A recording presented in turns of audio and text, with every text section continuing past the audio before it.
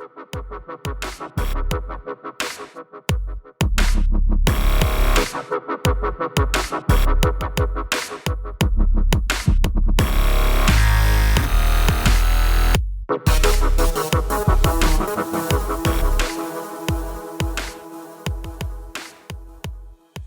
wasn't even a fan of UFC when I bought the video game.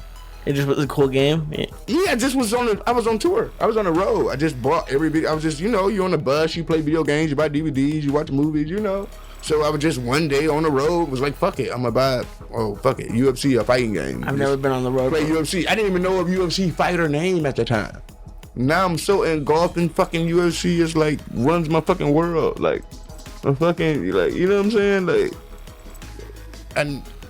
I can't even explain it. Like, it changed my life in some sense. Yeah. Like being like, it just even learning about like, cause even the point of like I say, like it went from fucking just me buying that video game on the road, and then hearing Joe Rogan on the fucking video game and being like, oh, Joe Rogan is dope, and just liking Joe Rogan, to start watching real UFC fights from me liking the video game, just to want to learn about the fighters that I was fighting with on the fucking game. So now I'm watching real UFC. So now I learn about Joe Rogan. I like Joe Rogan. So now I watch Joe Rogan podcasts. Now I fucking learn about you. You know what I'm saying? Now it just trickles down effect. So now I just watch. Now I'm part of the church. You feel what I'm saying? We love it. No, now I'm here smoking dope on the church. Love it. You feel what I'm saying? And it started from a WFC video game on tour. You feel what I'm saying? But that's the way life happens. You feel what I'm saying?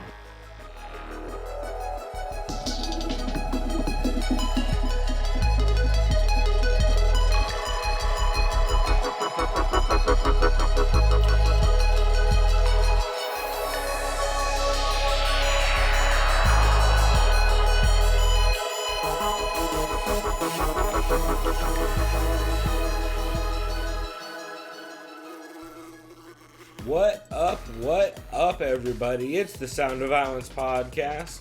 This is Pulver. I am back with Chris Madaffer holding it down. What up, dude? What's up, dude? Well, we are back in studio once again. If you guys have missed last week's episode, or the week before that even, probably, Chris is back from the Netherlands and kicking it. So we are, this is an odd week of podcasts and everything, since there's no actual UFC card this weekend. But if you guys haven't listened to the podcast previously, what we do is we go through and break down all the dope podcasts, or MMA podcasts I should specify, that we've been listening to, and then we talk about last weekend's cards and the upcoming cards. Since there's no upcoming card this week, we are actually going to do some weird video game bullshit on YouTube, so we will talk more about that later in the episode. But we are going to go ahead and begin with some of the stuff we've been listening to. But before we do that, I want to, right at the beginning of this podcast, pay off our bet from last week. No. Yeah, well, so last week we bet that, what's the over-under on Czech Congo kneeing people in the dick? Yeah, I believe I said I bet 2 or more, right? Yeah, and I had 1 or less, which was like, I mean, it was right on the line. When we watched it, we just rewatched the fight. Yeah, it looked like it was red. There was one that got called by the ref that was very clear. And then there was like a second one in a scramble of knees at the first round that looked very questionable. And after reviewing the tape, Chris and I kind of decided that we're gonna rule it a tie, because there's some of those knees that looks like the shin/foot could have landed for Czech. And since Czech's super known for being shady as shit when it comes to throwing dirty strikes, I'm calling it a tie. So, Chris, why don't you talk about what you thought while I go get us the our well, initially, while Chris was reviewing the tape, in that scramble with the knees, his first initial, I think it was about 3 or 4 knees, landed clean on the elbows and arms and upper thigh of Ole Thompson, and that initial knee again that almost looked like it could have hit him in the balls, which is hence the controversy. Probably most likely kind of hit his arm / his thigh. So either way, he's being a nice guy. He wants to just call it a tie instead of me outright lose. Well, he says a nice guy. He'll see in a second what we're actually drinking. Yeah, see, so I just caught a glimpse of what we're drinking so far. It's not terrible, but It's a shot glass. yeah, see, that's not So good. Chris, I'm gonna hand you this shot glass. Before smelling it, we're gonna use this Rockstar as a chaser because trust me, you're gonna need it. I said without smelling it, but that's okay. No, I thought you said what is with it? smelling it. What does it smell like? First off, Can't really tell. that would be because go ahead and read what this is. Oh, great. Some of those shitty fucking, like, barely $2 little whiskey fucking thing. No, better than whiskey, Chris. Go ahead and I don't read even know what closely. that says. You ever heard of 99 Bananas? Have you heard of 99 Bananas, Chris? Oh, why am I drinking this? I'm definitely not driving later. Chris, have you ever heard of 99 Bananas? I have now. Have you heard of 99 Cherries or any of those 99? Basically, it's No, a because grain. I'm not really a liquor guy. It's At least a grain not fucking alcohol. 50% alcohol. Yeah. Just one little well, goddamn it's bottle. it's like 99 proof 44, shit. 44 and a half, something like that. So yeah, the deal with 99 Bananas is it's a basically grain alcohol, I believe. You really outdid yourself for a shitty drink. Well, you can thank actually my girlfriend Karen for that one. Oh, well, thanks, Karen. Yeah. You're welcome. So That is a really good idea, though. Like, if I would have won the bet clean, I would have probably... Not something like this. I would have something that would tasted nasty, probably. No, I would have gotten something better as well, but she got that for me thinking it was hilarious, and I only No, took... this is really good. So I took a half shot of it earlier, and it's rough. So I figured this was a fair punishment. So we'll use this Rockstar as a chaser, and oh boy, we'll go ahead and take a shot of this, and then we'll start the podcast. But I thought it'd be a fun way to kick it off, and I figure it's an equal punishment for an equal crime on Czech Congo's dick shots. So Yeah, thanks, Czech Congo. thanks, Czech Congo, for just being consistent at kneeing dicks, king of the dick knee, and yeah, cheers, y'all.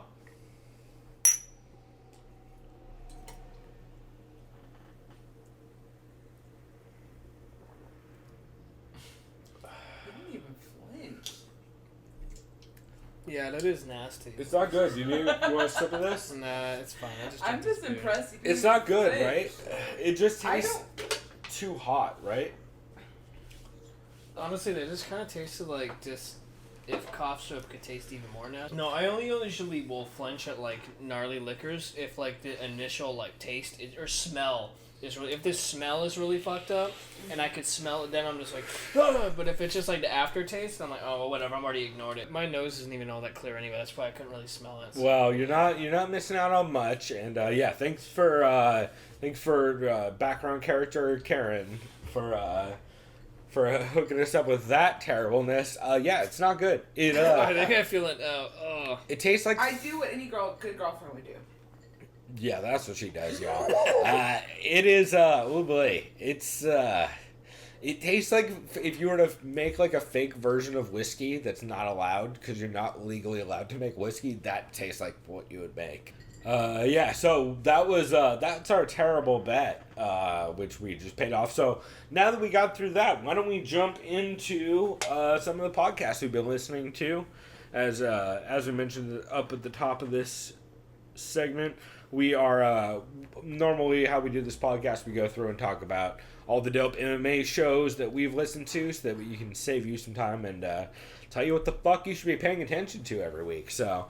One of the first things, actually, we should mention up at the top, I guess, Alexander Gustafsson just got confirmed fighting Glover Teixeira in Sweden. Yeah, that should be a cool fight. Just got a notification from Sherdog about that, so that should be tight. Oh, I should also mention, you know what, why don't we start off first podcast we talked about. Our intro this week was Danny Browne on the Church of What's Happening Now, Joey Diaz's podcast. And he has a very cool bit that I included up at the top, where he goes through and he talks about how he got into MMA.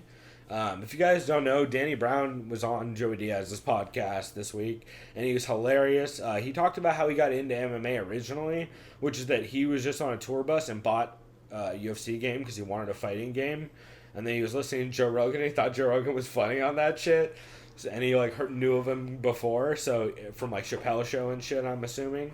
That's a total guess from me, but that seems like the type of show. Was Rogan on Chappelle's show? Maybe he did Yeah. have a cameo. What part was that? It was you got great New York boobs. Oh, yeah. That's right. Yeah. He's like, here it is, Joe Rogan. And that wasn't planned either. Rogan talked about it. Yeah. Chappelle just saw him on the streets of New York. I remember and that. he was Joe like, Rogan hey, from Fear Factor. Yeah, he's like, Rogan, you want to walk around with me and just do this weird bit that we're recording, Joe Rogan? Or maybe like, he sure, saw him Dave. from the Man Show. Well, they've been Rogan... friends for a long time before Yeah. that. And then, he was just on the streets and he saw him and they recorded that bit. How did we get here? Oh, right, Danny Browne. Yeah. So Danny Browne talked about how he originally bought that game, got into Joe Rogan. Then he started listening to a shitload of Joe Rogan's podcast. And that's how he got into the UFC, is because he was just listening to Joe Rogan's podcast and play that UFC game, wanting to know, like, more about the fighters that he was using, and then he started watching like a shitload of cards, and now he's a big fan of like Joe Rogan's podcast and Joey Diaz's podcast and a bunch of others. He's like, I just sit around smoking weed, listening to fucking Joe Rogan in the church and fucking fucking up people on the UFC game. That's my shit. Like, he's fucking hilarious. And it's just a great podcast. Basically, Joey Diaz and Danny Browne are the same person. Just one's like a Cuban who hung out with Italians in New Jersey, and the other one's a black dude in Detroit. But they both sold. One sold coke, the other sold crack. They both were stealing from not stealing from everybody, but were just hella slinging drugs and as they would call it, trying to get by. You chaos. gotta do what you gotta do. Yeah, they it's crazy how much they had in common, and it's just a funny episode. But it's cool hearing how Danny Browne got into sport. And if you guys haven't seen, he's been talking about WMMA and a bunch of shit lately on interviews and videos he's done, because he's a big fan of the sport. So it's just cool, and I thought it was a fun fucking episode. So I wanted to use that as our intro, but overall I thought it was pretty fucking dope. One thing you mentioned to me is you said you listened to the Fortnight this week, right? Yeah, I listened to, at least from my mental notes, the interviews I remember were Freddie Roach. For anyone who doesn't know who Freddie Roach is, he's a very famous boxing trainer and coach. He's currently the head coach of Manny Pacquiao. I can't remember who else he's head coach. Oh, wait. Island Lager, Kona. Go ahead.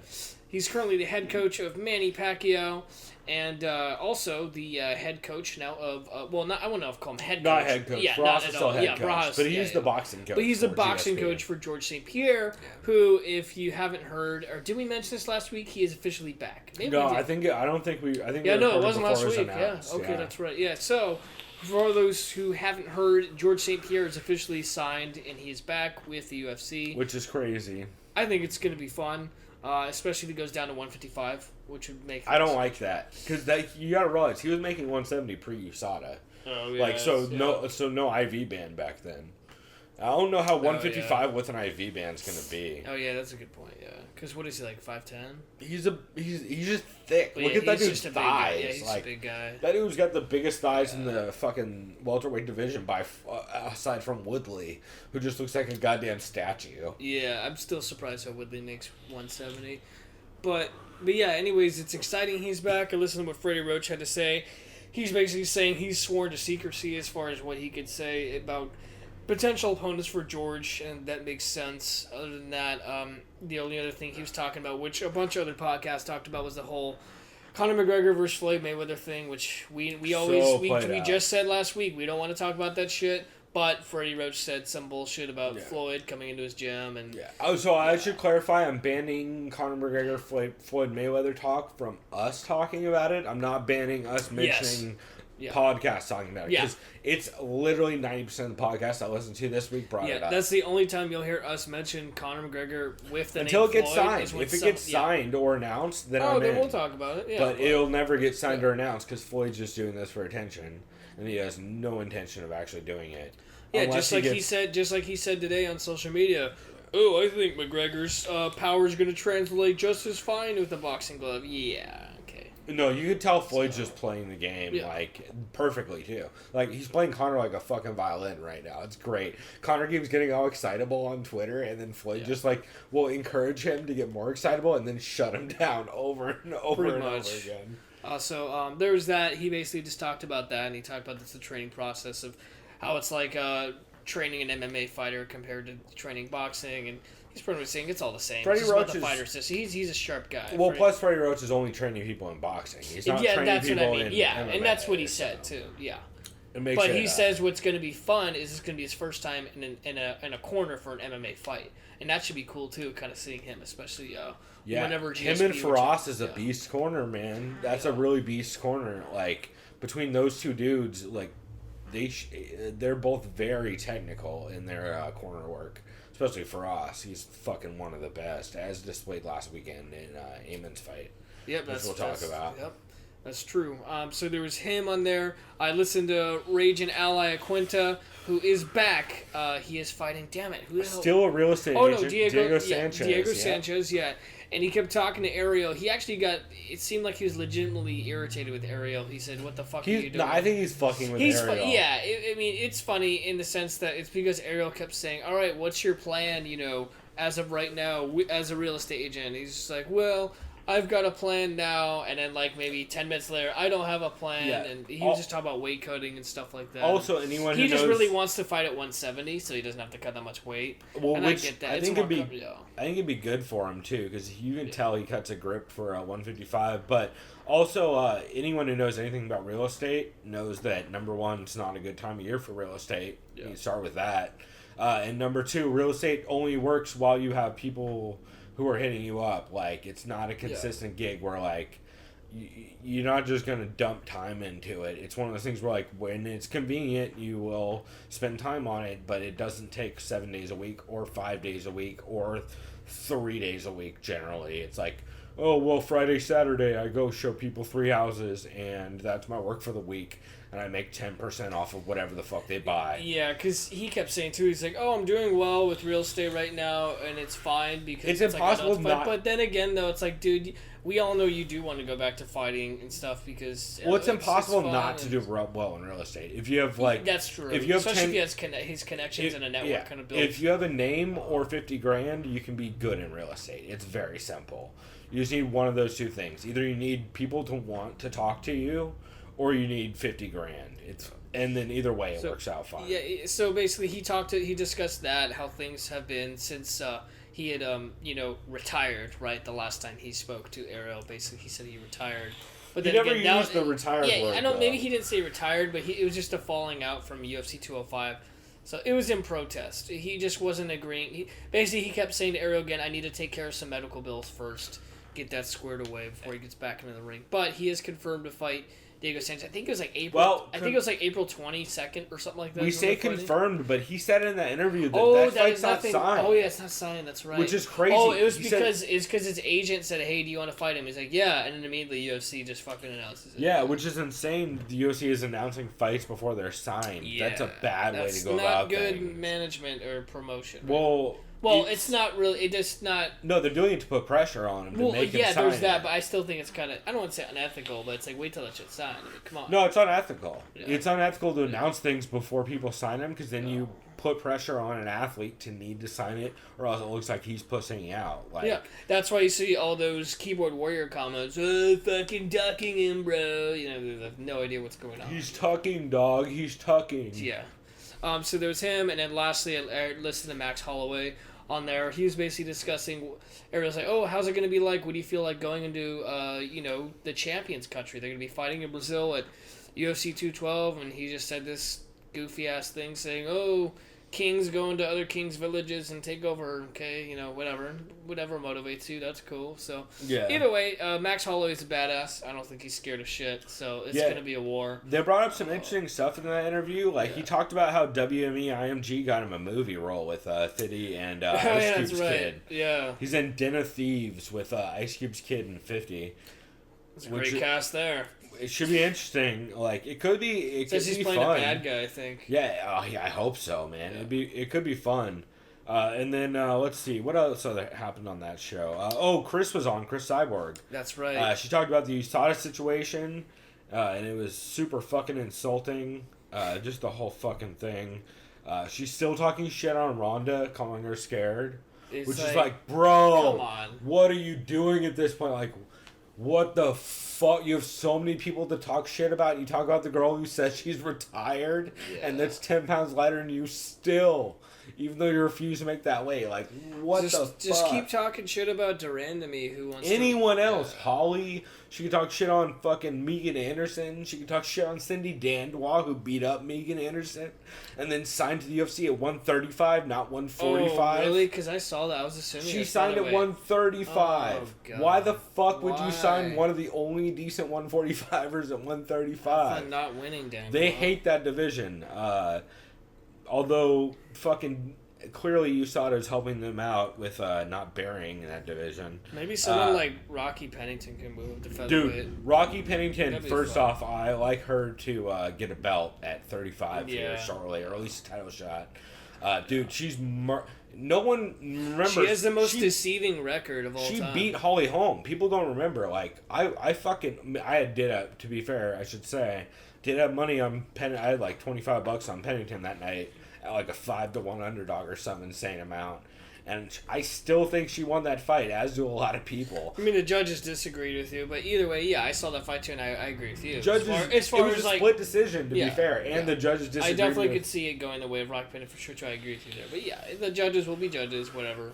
Yeah, and nowadays, Rocky could have stolen that last round 10-8, like nowadays with the new rules and shit, but pretty weird and overall just kind of crazy.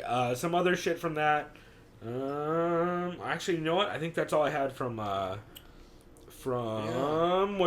Fortnite. Let's see. Let me go back up to what I listened to. Did you hear co-main event this week? Yeah, I remember they were talking about... A lot of Browne Lewis talk, which is hilarious. it was great. They were recapping Halifax. They were discussing, did Derek Lewis cross the line by talking about, where's Ronda Rousey's fine ass at? Which, he didn't. No, by the way, because it's clearly he was joking. also, there's no line in MMA as long as you're not saying you're gonna, like, fuck dudes. Or murder someone, yeah. Right, like Mike Tyson is about the... Didn't he say he wanted to eat someone's babies, Mike Tyson? my favorite is, I'll fuck you till you love me, faggot. Yeah. That was my favorite Mike Tyson line. If you said that now, yeah. Well, to be fair, if you said it nowadays, everybody would be like, oh, don't Mike Tyson quote, dog. Well, depends on who it was, I guess. Yeah, it depends on who thinks that. But like, if you say it to Amanda Nunes, probably not going to go over well. But the funny thing they mentioned, too, is, like, imagine what if it was, who was it, like a female fighter had won, and they said to Amanda Nunes, where's, what's her name? What's Amanda Nunes' girlfriend's name? Fuck. Like, where's her fine ass at? How would I know? Where's Nina? Where's Nina Ansaroff's fine ass at? Like, imagine like some chick said that. Like, right. That'd be like if Holly Holm won. But where's Nina Ansaroff's fine ass at? Or Rocky Pennington or somebody. So I think they were saying, who should Derek Lewis fight next? Did they say Francis Ngannou? I think they did, and I hate that matchup. I don't like that matchup either. Big Browne, Brendan Schaub. Like, don't get me wrong, I loved like Derek Lewis, but dude, I feel like Ngannou would fucking beat his ass. No, I don't. Maybe not. I don't think so. But here's why I don't want to see that fight. It's because they're two up and comers. Exactly. Yeah. The heavyweight. You can't do that. Well, if you look at the top 15 for heavyweight, it's no one at all that's new blood except for those two.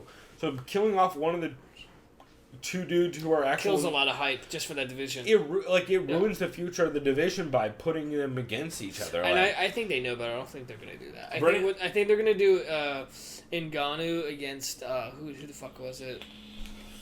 Like... Rothwell? Because Rothwell's fighting Verdum next. Yeah. Maybe the winner of that. Fuck it. He'll fight the winner of them. I would say either the winner of that or the winner of Mark Hunt Overeem. I say you match both those dudes up. They said Derek Lewis should fight Mark Hunt. That's what they said. Well, I think that's the matchup to make is you give one. Derek Lewis the loser of Mark Hunt and Overeem. Yeah, that's a good idea. Because that's about his... one of them thinks Overeem would body kick the fuck out of Derek Lewis. But then again, look, we all all saw how suspect Overeem's chin is. Yeah, though that's the thing is, I think Derek Lewis presses forward on Overeem in a way that's going to be ugly, and it's super possible that Overeem crunches him with a body shot, but I think Derek Lewis is going to work on that a lot. Yeah, I mean he is taking three months off, and apparently he's ignoring all phone calls from his coaching staff. Yeah, so he's going to play video games and get his wife pregnant or whatever the fuck he's going to jail. Yeah, and shouts out to his great post-fight interview. That's right. I'll talk about it a little bit later. Where and like Brian Stan keeping it professional. Yeah, I do wish. I think it was Big Browne that brought this up, but I do wish Joe Rogan did that post-fight questions. It would be way. He would play with Derek Lewis way more than Stan being you like already shutting know it's shit going to be a down. good post-fight interview when he says, "Explain that."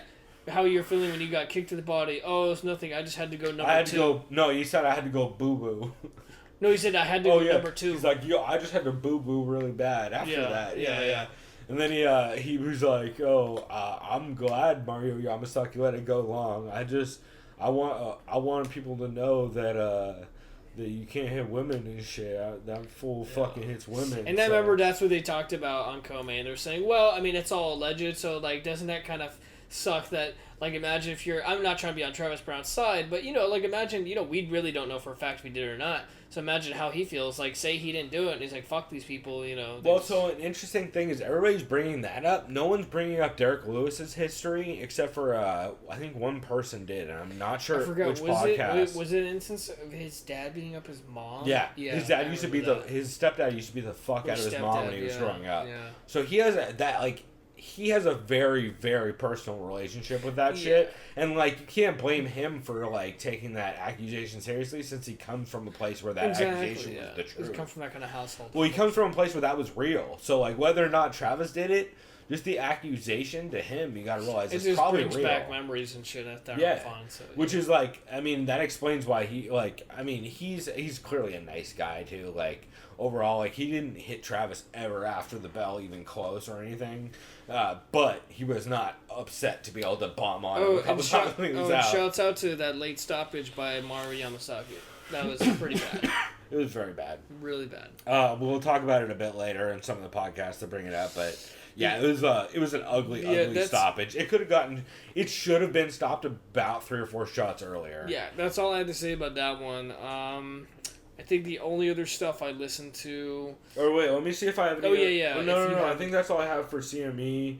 It's just a hilarious... I wrote down hilarious Browne Lewis talk about beating women. That's not... It doesn't read the same way I meant. Yeah. They also talked about Fedor not showing up, which they were bummed about. Which a lot of podcasts brought it up and were pretty bummed about it, understandably. Yeah, what did he say? He said, "Oh, it's like one of those fights that are just too good to be true. Like someone, like I would bet money that someone's gonna pull out or someone's gonna get hurt." I think that's one of them mentioned that. I mean, it's like if they said if there's another fight like that in the future that's set up, just go ahead and bet money that it's not gonna happen. I mean, it will happen next time if Mitrione doesn't, like, take a crazy fight and lose or something crazy. I don't know. They did, there was a Monday Morning Analyst this week. The only note I wrote down was that he talked a lot about the Thompson Pitbull headbutt and how those rules should play into it. Isn't that what crumpled Thompson? Yeah, kind of. So no, it was in the first round. It was no. So what happened was there was a nasty headbutt where they clashed heads, and then about 30 seconds later, somewhere in there, they had another exchange, and fucking Pitbull clipped him with a nasty uppercut, and he went out cold. That's right. But it was not long after the headbutt, and it was a nasty headbutt. So they talked about that and how I forget who mentioned this week. I should have these notes. One of the podcasts we'll mention later talked about how integral, like, the replay should... Oh, no. Nope, that's not right. I was going to say it was Fighter and the Kid, but that's not right. I forget what it was. But they talked about how integral replays should be in those kinds of situations. Like, anything less than 30 seconds before the knockout should be under contention, at least to get reviewed by the referee after the fight. Yeah, I agree with that. Which, like, that's... Because it's not... The thing with this one specifically is, like, if it was directly in the combo, like, say they banged heads and then he clipped him with the uppercut and finished him, then 100% they would be able to replay it and make a ruling, because that's a new thing with the new rules. I forgot, when did that come into effect? I remember it was someone January, something it like was that. January, yeah, that's what it was. I kept hearing about podcasts in December talking about that. So that's part of the new rules, but since it was a collision that happened and then there was a break and then there was another exchange where he got clipped, technically it's not under not able to be ruled on by the referee via replay since it was a different exchange a little bit later, which like makes sense in some cases but not all cases. So I think like a 30-second buffer, or like even like under a minute buffer if it was like 2 back-to-back exchanges kind of thing. Like I think there needs to be some kind of range in that call. No, that makes sense. Yeah, Because there it needs can't to just be a hard cut one exchange ruling. Like say someone clashes heads really bad and then they break, and then 10 seconds later someone throws a haymaker. Exactly. No, exactly. There needs to be a after time noticing. discrepancy. There needs to be like a set area of Or at least when like these a two buffer, penalties like- yeah. Like say like 30 seconds to a minute. Yeah. Like where like at referee's discretion or whatever, which is what it is already, you know? So like you still leave an input. Like it doesn't have to be, you don't have to review every fucking one. You don't have to review ones that like clearly didn't affect one or the other. Like say a dude, like the dude who ends the fight takes the way worse headbutt, you don't have to review that.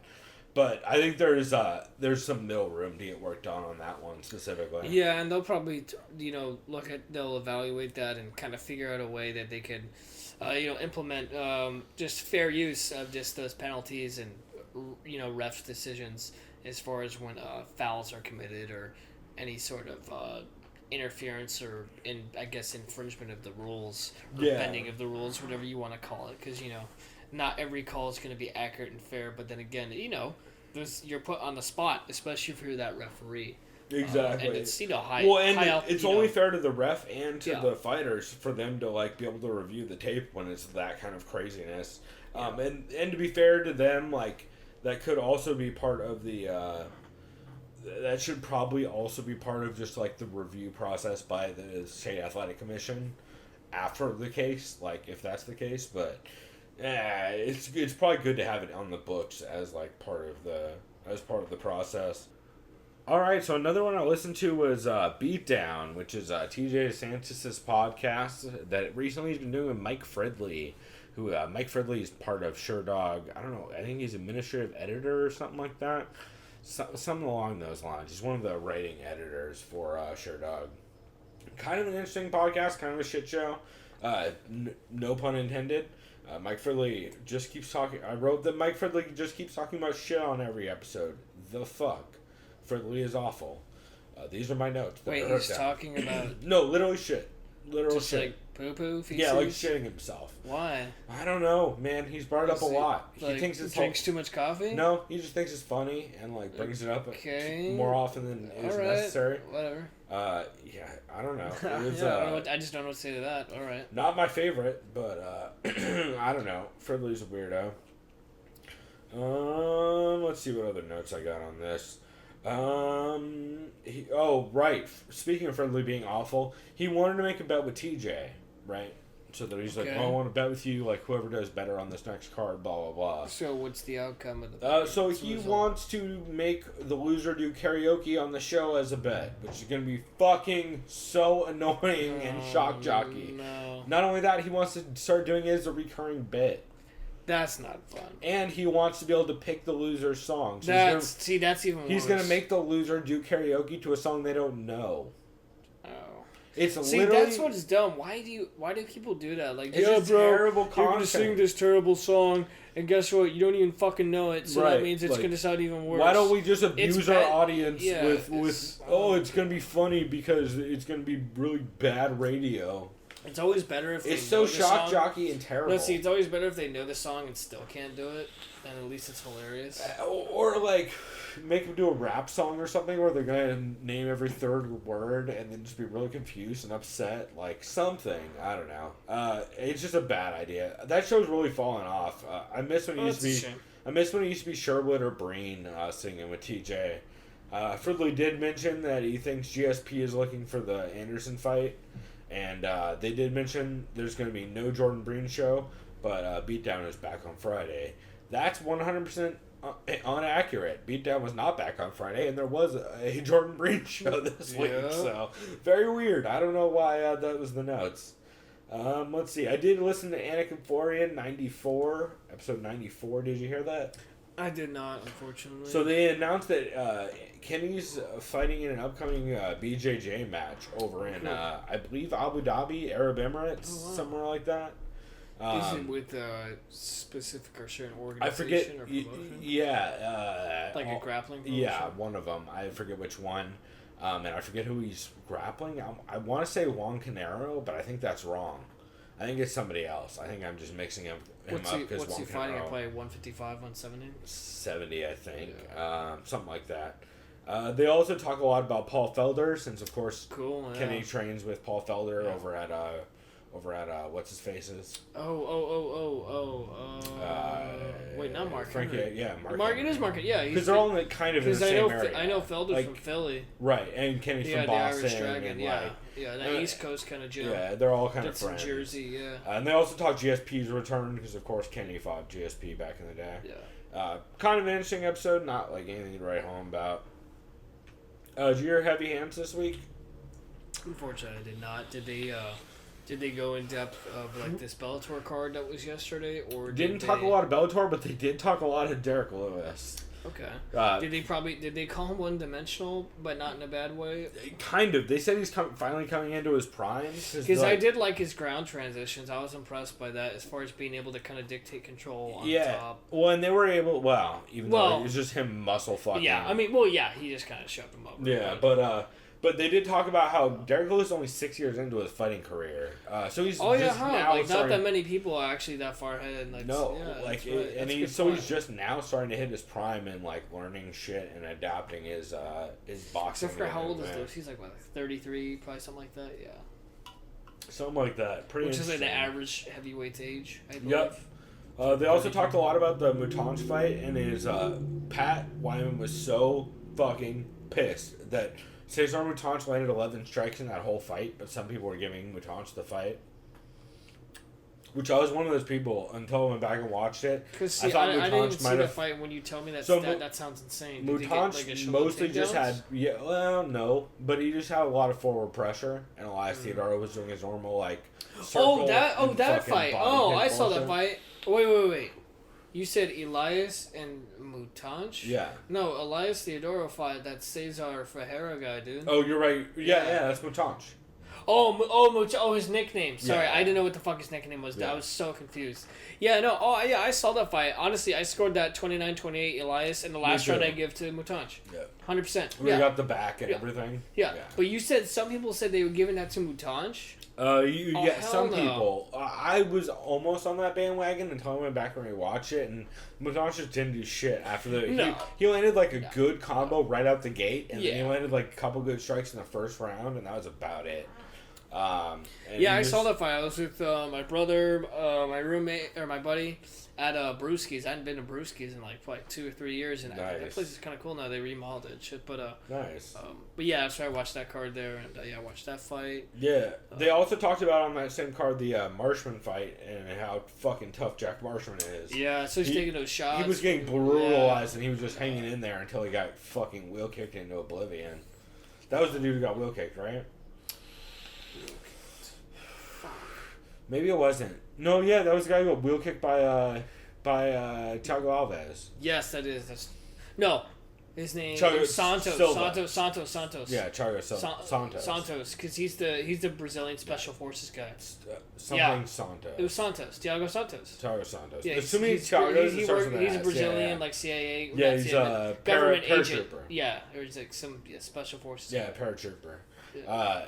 They talked a bit about that. They talked about who and what style makes a good. Oh, yeah, because I remember I also saw Pig Rig and Lombard. Yeah, that was a good fight. We'll talk about that in a bit. But one thing they mentioned on that podcast that was interesting is Heavy Hands. Since recently they've been going into weird topics, they did talk about what makes a good tournament fighter, which is kind of cool. Like, it's a cool idea of like what kind of fighter is good at one night tournaments. I was gonna say, is that kind of like putting into perspective cardio, conditioning, and Well, it's that and like or presenting different styles. both. Like if you had to like go like, oh well, this first fight you're fighting a judoka. No, guy, more right? like Or what. this next fight you're fighting taekwondo. No, guy, it's more like what fighter styles and like abilities match up well for tournaments. Like Pat I Wyman, see, yeah. for example, mentioned the AKA guys are great styles for tournaments because they're really grind heavy. They have great cardio and they were break dudes and they put a lot of pressure on people. And then they talked about All those guys' clinch work is always on point too. Yeah, and they talk the grip and everything and engaging. Well, they talked a lot about like how game planning makes a big difference. Like again, with AKA as an example, they don't game plan necessarily for opponents as much as they just like train all different styles and how to match up against them. And then they also talk about whether or not defensive fighters or wild fighters which one's more of an advantage in a tournament. Like, is it better to be defensive and go long in a fight, or is it better to be a wild fighter who will end it early if they end it? Also, like, you're only doing a minute worth of fighting, or is it better to just like sit back and be able to pick people apart? I'd want to see the dumb answer and say be like a hybrid that kind of do both. That is the right answer. Yeah. I mean, I feel like that, but if I had to choose between wild and early and safe and defensive, I'd go safe and or long and defensive. Yeah. Well, that's why they also brought up Rafael Cordero as a great coach for tournaments, like as an example, because he's a guy who's able to adapt really well to opponents in the corner. But he's not going to give you the most technical advice. He's just going to give you the advice that you need to win, kind of thing. Like, he'll tell you, like, rather than... Yeah. He's not going to tell you what combo you should be throwing. Yeah. But he will tell you, like, what intensity you need. Because I feel like if a coach or a trainer tries to give too much technical advice, especially in between rounds, that's not going to necessarily kind of translate well to the fighter in that moment. It's hard for them I just got fucking kneed in the face. All right, I want you to throw this, and that, instead of you need to do this, you need to do that. You got to speak in simpler terms. Let them know what they need to do, what's going on, instead of just trying to tell them too much. So that's a very good point. Exactly. So. And then the only other thing they brought up is that they're both calling for GSP Silva, which doesn't surprise me because they're style matchup whores. Oh, that reminds me. Who said that? Someone said that too, but they wanted it at 180 pounds or something weird. 100. I don't know. It could have been Luke Thomas or somebody like that. I know a couple people have been asking. Because you know who it was? Oh, that was Chael Sonnen. Yeah, you're right. He said that because he's like, oh, well, if GSP fights Michael Bisping at 185, what if he fucking wins? Oh, wait, he doesn't want to fight all those killers at 185. No. You think GSP wants anything to do with Yoel Romero? No, or he doesn't want anything. Everyone knows that. He doesn't want anything to do with those two. Yeah, so... Yeah, that's interesting. Yeah, man. So, let's see. I've got a couple others, but what else did you listen to this week? I was going to say, Chael, I listened to that one today. We kind of discussed that earlier. That was mostly talking about... Only barely, but yeah, you said you listened to... Yeah, basically he mostly Youre Welcome podcast. I believe it was the episode where Chael revealed that Tito, for the first time ever, my secret, not even revealed with you, Joel. And he's like, what are you talking about? He's like, oh, I heard Tito yell twice verbally... Tap, which is weird because normally it's hard to yell when you're getting rear naked choked. See, I didn't get that either. But I would like to point out that Chael would know about fake taps. If you ever watched WEC 31, Chael Sonnen tapped in that fight and then said he didn't afterwards. So he would know about phantom taps. And I like how he's like, oh, well, I accept a loss like a man. I know a loss, but I just still have to say, Tito, it's like, dude, we get it. Whatever, I mean... and he kept saying they're 1-1. Like, me and Tito are 1-1, and everyone knows there needs to be a look at the dumbest thing. No, I love listening to Chael, and I don't know if he's kidding, but he kind of sounds serious. It was really dumb when he's like, "Oh well, I know that I quit, after I tap, but how can Tito, tap to me and basically he quits and then quits again 5 minutes later by retiring?" It's like, all right, dude, like, come on. Yep.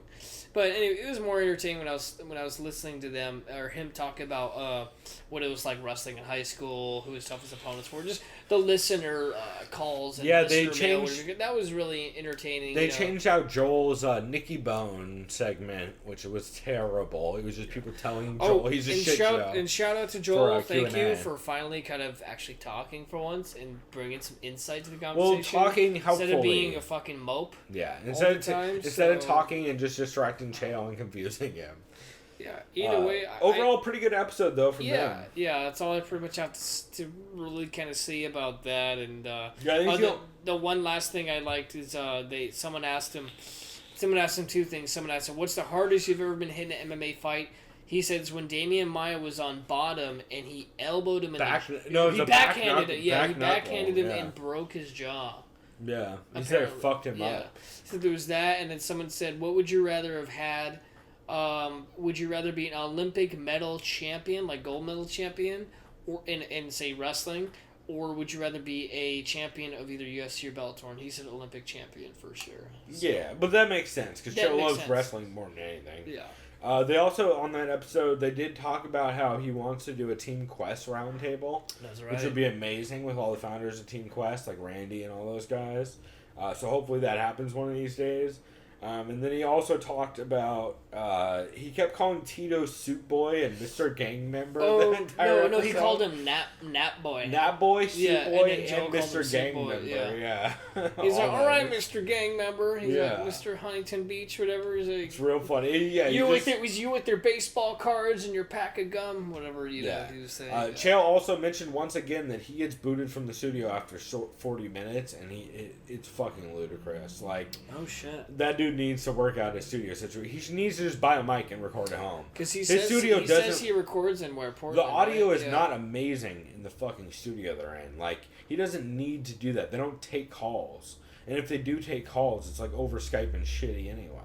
Yeah. So, like, I mean, how many times 'Cause have I you thought- heard people call in and I it's thought terrible he used quality? to do take calls. He does, but only not from listeners, only from, like, guests. Fuck. And like the guests that call in, it's still terrible audio. Like it's like when Nate the Great. You want to say Orchard, but that's wrong. Nate Not Nate Marquardt. Marquardt, Or it thank is you. Marquardt, Yeah. Nate Marquardt called in and was talking to him, and like that was all fucked up over phone because that's how they record. It's just one of those instances where it's like, I can't hear you right now. You're breaking up. Oh, God. Yeah, it's just kind of frustrating. So I hope he sorts that out. Also, he is sponsored by Podcast One, which There's also Tommy Toeholds on Podcast One too, right? Is I he? think- I think he mentioned that actually during the fuck Podcast One. They can go eat a bag of dicks. If you guys don't know, go Google Classic Love Line and just rage at them about how they're planning on releasing the old episodes of Love Line. It's like, oh, we'll release one a week, so we'll be done in 52 years. Also, hey, Gio, you want to do this for free for us?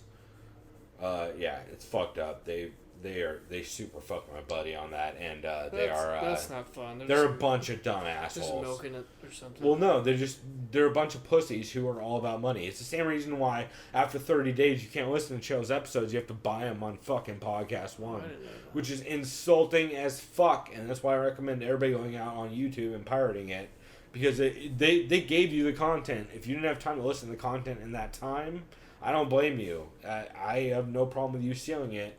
Because it's fucking insulting that they would do that shit. Actually, Luke Thomas this week, Chris, let me know what you think on this. Luke Thomas this week sent out a tweet saying, if you have a radio show or podcast, odds are the YouTube pirates are stealing it and taking all your views. And I kind of have a problem with that statement on a couple of grounds. Number one, if you're publishing your own podcast on YouTube, you get no views stolen or a very minimal amount. I was gonna say, yeah, when half those people already have their The shit only on YouTube. the only people who are getting views stolen are people who are on things like Sirius, like Luke Thomas That's or right. Michael Bisbing. That's right. And if you're on Sirius, you're on the old way of thinking, and you're losing money and views. The only thing having that video on YouTube does is promote your own fucking bullshit. And then people are still gonna be like, well, I don't want to pay for Sirius Exactly. XM, so the only way I'm gonna listen to you is if some other channel posts up your stuff. Well, and it's like one of those things where like all you're doing is promoting. Like I get it if you're upset because they're running ads on the YouTube videos before, because yeah. they can make money on that, and that's fucked up. They shouldn't be doing that. Like if you guys notice, we never run ads on anything we ever put out, and it's because we use other people's content under free license, and I put my own music bed under it, and we're talking about the content we're Creative referencing. Commons. What are you going It's Creative for? Commons Yeah. as a motherfucker, and honestly, all we're doing is I want to get some love out to the podcast that no one knows about. Like, I just want people to know. Yeah. So that's why we do this show, but I think it's very, very insulting if someone is not running ads and putting your show up that's not available, especially if in the fucking links they're putting links to your actual place where they can subscribe. I don't see an issue outside of like Patreon. That's the only time I do see a difference where it's like the money goes directly to the creators and it's a very minimal amount. Like things like The Outsiders, I wouldn't want to see on YouTube just because they're asking $3 a month for the 3 or 4 shows they do a month. Exactly. And like it's very fair, and like the money's going right to the dudes who have been in the sport forever and deserve that money. Just like for example, though, like and they give away shit all the time. They give away like posters from like UFC 50 or whatever, like that Jeff Sherwood was at. Like they're giving back to the community, and they're providing content in a way that I feel like they earn that money. I don't think that if someone's running a fucking serious radio show on YouTube without any ads, I don't see a problem. Yeah, I agree. And one thing I realized too is I run ad block. I know a lot of people run ad block. So like for shows like Ariel Helwani's the MMA Hour for MMA fighting. Does that have advertisements? I imagine it does, right? I mean, I wouldn't know because that's ad block. I don't think it does. I don't mean to be a dick and have I don't think it does because I like those shows. I don't think it does, but it's does. because they're hosted natively on MMA fighting, so he gets paid That's by yeah, MMA because they're fighting. already recording in New York. They have their own studio with the company, and so. Plus, he has in-show ads. Oh no, that's true. Yeah, because he fucking promotes it on him. Okay, yeah, that's right. He promotes himself. He's like, "This is brought to you by." Okay, Exactly. You just don't notice that because there's no visuals. Exactly, which Okay, is the yeah. way to do it online content, because then it doesn't matter whether or not you're Yeah, getting because ad people are reads. listening. They can audibly block you out if they want to listen. They're like, okay, Yeah, well, whatever. but like at least you're still getting your ads out to Yeah. a way larger audience. It's all part. That's why the fucking Ariel puts his show on YouTube, is because it gets way more views. Yeah. Than it would on MMA fighting. Exactly. So I think overall, the only excuse forever, I think the only time that you even have a valid complaint is if you're on Sirius and they're running ads, which the running ads part is fucked up. But if you're on Sirius, you're probably bad at podcasting. Shouts out to Michael Bisping, who we'll talk about later. All right, so another a couple episodes I listened to was MMA Junkie 2389 and 2390. Wait, they've had 20. Oh yeah, 400 well they do it daily. episodes? They do 5 days a week, Oh Jesus! Okay. and they've been wow. doing 5 days a week since Frank Trigg left the show in like 2010. Oh, well, okay, that makes So sense. that's why they're that like, high up. damn. Yeah, they do a crazy amount of episodes. That's the one thing about that show is like they do have some of the best interviews because they just have like a fucking pretty chill like hangout kind of vibe on their podcast. Yeah. But they're so fucked by the like corporate restrictions they're under because they record in Mandalay Bay in like the recording studio.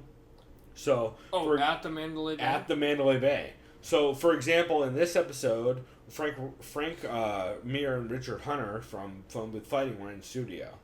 Frank Mir's daughter, who's becoming a monster in wrestling and is looking to go into MMA. Yeah, she just like a 13 or 14-year-old kid too, something like that. That's the problem. She's 13 or 14. Guess where they record? Oh. So they can't have her in studio. That sucks. Like, she was in studio and they had to ask someone to walk her out in the beginning of the episode because they're like, we can't have underage Children, people in yeah, studio. basically. Which is fucking insane. Yeah. He's like, well, maybe one day we could do a poolside thing and record. Which is like, yo, hey, you should have it written in your contract that you can fucking have people, if they're in the sport under that age, and you just claim responsibility. But they're too fucking pussy, and they're too owned by everybody to do that. They're just too scared of any sort of liability. I don't know. No, and also Georgian goes are not like fucking at all media savvy or at all like they're fans before they're reporters. Like they have no like kind of media integrity with that shit. It just really upset me. I was really a lot of my notes on this are fucking raging about how dumb that is. That's a shame to have to hear that shit. I mean, the way that happens. Yeah. Well, Frank talks about how his daughter is training wrestling, BJJ, and kickboxing and wants to go pro by 16. And I said that if George was worth a damn, he would have had her in studio and just stopped being a pussy and taken the fine. Yeah. And and that's just a been good like- goal for a kid like that, especially since she's already, Yeah. getting the ball rolling at an early age. So. Well, and he talked about also how he's had the same issue in the past with the can of Callum Bisping's kid. Oh, Callum, yeah. They can't have him on either because he's still underage. He's like 17. Which is insane because Yeah. he's like 17, 18. He's like 17. But until he turns 21, they can't technically have him because the bar serves alcohol in the casino they're in, which is like such a fucking pussy move. I was real upset about it. They did tell one great story about how Frank Mir first met Joe Silva because Joe Silva rode into his gym on a 10-speed bike and was a big fan of Frank Mir. Jesus. And if anybody's ever seen a Frank Mir fight, Joe Silva, like after he beat Brock Lesnar, ran up and gave him like a hug, like like Frank Mir was his dad. Yeah, It's one of my favorite moments ever. Yeah, I think I've seen that. It's really good. They talked a lot about that. They talked about how ACB, which is a grappling promotion, they stream on YouTube, and Frank's going to be doing commentary this weekend, and it's held in LA. They did a Frank Mir face tournament where everyone sent in their best Frank Mir face picture. You know what Frank Mir face is, right? Yeah, I know you've The one with the beanie where he's making the... Yeah, I think if you go to the soundofviolence.com/Frank Mir face, I believe that picture comes up. But it cracks me up every time. They also talked a lot about phone booth fighting and Frank's previous opponents, that kind of thing. MMA Junkie 2390, Dominique Robinson was in studio, who's one of my favorite guests that's ever on that show. He's fucking hilarious. He's a black dude who's been trying to get in the UFC forever. He's tried out for Ultimate Fighter like 3 or 4 times and almost got on a bunch of times. Just a dude with a really interesting story. And Derek Lewis and Dominique Robinson talk about their dislike of milk. Like, it was a hilarious bit of, like, Dominique Robinson being like, I can't drink milk. Like, or, he just... it was Derek Lewis saying, like, I can't drink milk, man. That shit fucks me up. And I was going to say, is it for reasons that it fucks them up? Or yeah, they just well, don't no. like Dominique Robinson says after, he's like, yeah, dude, all black people are lactose. That's how that shit works. And Derek Lewis just starts cracking up. He's like, exactly, bruh. Yeah. It's just a funny, like, subtle bit that they did. Also, Dominique, I should say, who's... the best, the fallen angel. He's a sweetheart if you ever talk to him. He's always on the UG and MMA Underground. He might very well be on Reddit too. He's a very nice guy. But he did give a shout out to the MMA community, which is pretty cool. And we always like to see, because I like that place so much more than the fucking Underground. It's just so much nicer. Everyone's not a fucking 14-year-old cunt. Oh my god, I have so many more notes. Do you have any podcasts that you listen to other than I those? have one more thing that I have good mental notes, and I know you listen to this too. Joe Rogan on his podcast had former bantamweight champion Dominic Cruz. Great episode. That was the next one I was actually about to talk about. Yeah, basically, Dominic Cruz just talked about his upbringing, how he started out in the fight game, his multiple jobs he had at 19, 20 years old. Basically, like, kind of, if you're someone who didn't really know much about Dominic Cruz, you would love this episode, and even people who still know and love Dominic Cruz and his game, and people who didn't know that Dominic Cruz grew up in a trailer park, raised by his mother and his grandmother. Yeah, and he didn't really have a dad. Yeah, like, people don't know that dude's story, really, I feel like. And it's pretty crazy. Yeah, I mean, he's had a difficult upbringing for the most part, especially his mom that he was discussing. Who used to beat the fuck out of him. Yeah. With a wooden paddle and shit, breadboard, I believe it was. Oh, yeah. When him and his brother would wrestle in the trailer and make noise. And his grandma would hear it from across the street because of how small the trailer was and the way it made noise. But yeah, the most uplifting part or inspiring part of his interview was him talking about overcoming his injuries and basically just having to have that kind of sort of mental strength. We're willing to let shit go. Yeah. To like, and I thought that was inspiring in itself too. It's like, damn, you kind of have to just be able to say, well, I'm happy as it is even if I don't do this. So yeah, fuck it, I'm just gonna go for it. The way he talked about recovery and just letting go of what you can't control and just focusing on getting better, was really smart and really like that dude's so underrated. Intelligent, like he's one of the brightest people in the fight game by far, and it tells in his commentary, but even more so when you hear him talk about the shit that he's gone through. Like, he does have some weird Jesus-y shit that he does. Yeah, and it's I wouldn't even say GC. As far as high power, like he's just God. But I hear you, though. He's good about always saying, like, hey, for me it's God. For other people it can be whatever you want, whatever higher power. I respect that. And I do, too. It's like, for a dude like me, it just means, like, fucking work ethic is all higher power. Exactly, yeah. It's like... Or, like, just positive mental attitude type shit. Yeah. But it's very interesting how, like, just how succinctly he's able to break down some of the shit he went through. And how he talks about how he looked up to certain people, like, NFL players who've gone through, like, 60 Yeah, he was, surgeries. like, researching that when he was experiencing that, which is smart. Yep. I remember one thing that was interesting is I remember Cody Garbrandt in an interview early that week said, "Oh, I think I broke Dominic Cruz." Which is, whatever. You could say whatever you want. But, he perceived that in the fact after that Dominic Cruz declined the rematch. I mean, but just based Dominic Cruz also accepted the rematch, if you heard the Joe Rogan podcast later on.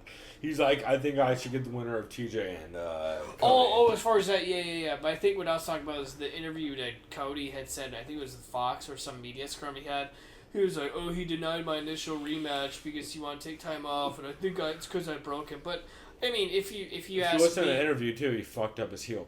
Really that's what I was going to say. Yeah, like just ripped based it on... apart, based on the interview, Dom was hurt again, unfortunately. Devastatingly. He's still dealing with early plantar in that fight, fasciitis. too, and, that cut. But either way, Dom's a warrior. He adjusts to fights, and just listening to the interview, the guy's going to come back. He's going to want to fight him. And like he just said, he's going to fight the winner of that fight. I don't see anyone else leapfrogging Dom. Fighting the winner, though. I just don't see that. You could just say what? Yeah, there's no one you could say. Not Rafael Santos. There's no fucking way. He's probably gonna fight Jimmy Rivera. You know what I mean? Absolutely. Yeah. He also gave he threw low-key threw some shade at Dana and Lorenzo. He's like talking about how fighters who are bigger in pride. He's like, He's like, so and so is bigger in pride. He's like looking like Dana. And Joe's like, well, I mean, dude, it's not. He's like, all right, he's looking like Lorenzo. Yeah. I can just love Lorenzo's huge. Yeah, it's pretty funny. He also talked about how good of a coach Eric Del Fiero is, but he just doesn't get credit because he doesn't talk at all. Yeah. And he also talked about something you and me need to look up, Chris. Total Combat, which was Eric Del Fiero's original promotion. And in like circuit. It was in Arizona. It was in Arizona, and that's where he found Dom Cruz originally. That's right. So we'll have to look that up because that'll be a good tell for how his upcoming promotion is gonna look. That'll be pretty cool. Dom also said he tried out for Ultimate Fighter either season 2 or 3 at 155. But see, his problem was that his problem was he was eating too much and just couldn't put on mass in that short amount of time. Especially too, I remember he was saying that he had the big decision as a 21-year-old. Do I want to make $2,000 a month, but I'd be having to try to fight killers at 155? Or do I fight in the IFC? Or do I wait? Or do I wait it out and fight comfortably at like 145, 135? And make sure I could win. He obviously made the right call and waited. Yeah, it was an interesting discussion, and then he also discussed what it's like teaching women in Alliance. He talks about how much more accepting they are of like dudes' input when it comes to teaching. And then Rogan brought up like, you think they'd be as accepting if a woman was teaching? Dom's like, was he the one who said that when you teach guys things, they'll listen to you, but they won't hear you. Yes. Yeah, but women will do both. You, they'll actually do what the fuck they want you to do. It shows when you look at girls like... I agree with that, yeah. It shows when you look at girls like Jessica Andrade, or not Jessica Andrade, Jessica Penne, Angela Hill, Beck Rawlings, Kat Zingano. Yeah. Like, they have a bunch of little monsters coming up in that place. Yeah. And if you look at their Instagram or their Twitter or anything, like... Chris Stanley, there's a bunch of little monsters fucking killing people. I think Chris Stanley's actually a coach for the women's fighters too. Yeah, Chris Stanley's great, man. People underestimate Chris Stanley. If you don't know anything about Chris Stanley, you should check out Angela Hill's Twitch channel. Because Chris Stanley lives with Angela Hill, so she's always on there playing like COD and shit like that with Angela. And Chris Stanley's fucking hilarious. By the way, big old pothead. Big old pothead. I'm not gonna call Chris Stanley out, but I don't know if Angela Hill smokes weed. Chris Stanley smokes hell weed. I'll go ahead and shout it out right now. That girl smokes hell weed. And it's hilarious. She's very, very funny and very fun to talk to on Twitch. Because I've talked to all of them a lot on Twitch, and they're all very her and Angie's husband. They're all very nice and very fucking cool. You've seen Angie's husband on the MMA Fortnight before. Yeah. The white bald dude from England, I believe. Yep. But pretty funny. Briefly, I will touch on Malky Kala was on Bisbing's The Countdown, serious show. What did he I don't like talking about serious shows because we discussed earlier. It's a corrupt radio enterprise that should not exist. Of interest? Well, Malky called in, and it was a lot of just Bisbing calling everyone a piece of shit. And a steroid user? Yeah. Malky said Dana offered Bisbing the UL fight, and Mike didn't want it. Mike said he's injured, and the time frame they were offering was like April, where his doctor couldn't clear him. Mike says, like, I'm injured, like, he's injured? Mike just had knee surgery. Oh, yeah. Like in the last couple weeks. Dude, that means they're probably not going to fight until July. Yeah. Like, you know what it's probably going to be? It's probably going to be, well, it'll be pay-per-view, but they'll put Dillashaw versus Garbrandt on that in July. Yeah, it was a bunch of back and forth with that stuff. Like, they basically were just talking mad shit. And then Bisbing eventually starts asking, here's 3 great quotes from Bisbing. Your clients seem to repetitively fail drug tests. You say that USADA has tampered with their name, or has tarnished their names by releasing them before they were actually accused. He's like, where's your lawsuit against USADA for defamation of character? And Malky just goes silent. It's fucking silent. Funny. And I was like, oh, that's a good point. That's a very good point. Because he's had like 3 fucking people who, like John Jones, Yoel Romero, and I forget who the other one is. There's a third one, though. Is it fuck. Alistair? No, it's not Lombard. It's somebody like that, though. There's a third one. It might be Alistair. It's somebody like that. But yeah, it was and Malky just goes real quiet, and then Malky starts just trying to come back with dumb shit. Overall, just pretty funny. Jordan Breen show was back this week. Talked about just a bunch of hilarious comments about Derek Lewis and his toy belt. The fucking tiny belt he showed up with. Yeah, it's fucking the best. They also talked about, he made some great references to the 12 former around 12 former UFC like in cage ads, shit like Cobb 22 and fucking all the terrible energy drinks and stuff. They went on a segment. We'll have it as this upcoming break. But they went on a segment between him and TJ where they just back and forth were like, "Yo, bro, don't make me pull out my fucking Cobb 22 shirt." He's like, "Oh, bro, I pound tilt energy drink on the regular." And they just go back and forth. I've told you I don't drink energy drinks. I don't like energy drinks. How did you ever have Zions? Yeah. How is that shit? Because it was good. I really like it. Okay, like, is it like an actual energy drink where it doesn't have all the bad shit in it? No, it's like every other energy drink, but it was relatively not as bad. Like, okay. I wouldn't feel as bad off of Zion shit that I would off of like say like Monster Rockstar type shit. Yeah. It was no Joker energy drink. Oh, yeah. But pretty no funny. Cannabis energy drink, bro. That's right. And then let's see some other shit they brought up. They also brought up Jordan Breen made my favorite reference of all time, which is you know how everyone always says like, oh, fucking Orlovsky Browne 2 Deuce Bigelow or whatever, like everyone used Deuce Bigelow. Well, Jordan Breen just started using Secret of the Ooze, which is the funniest shit.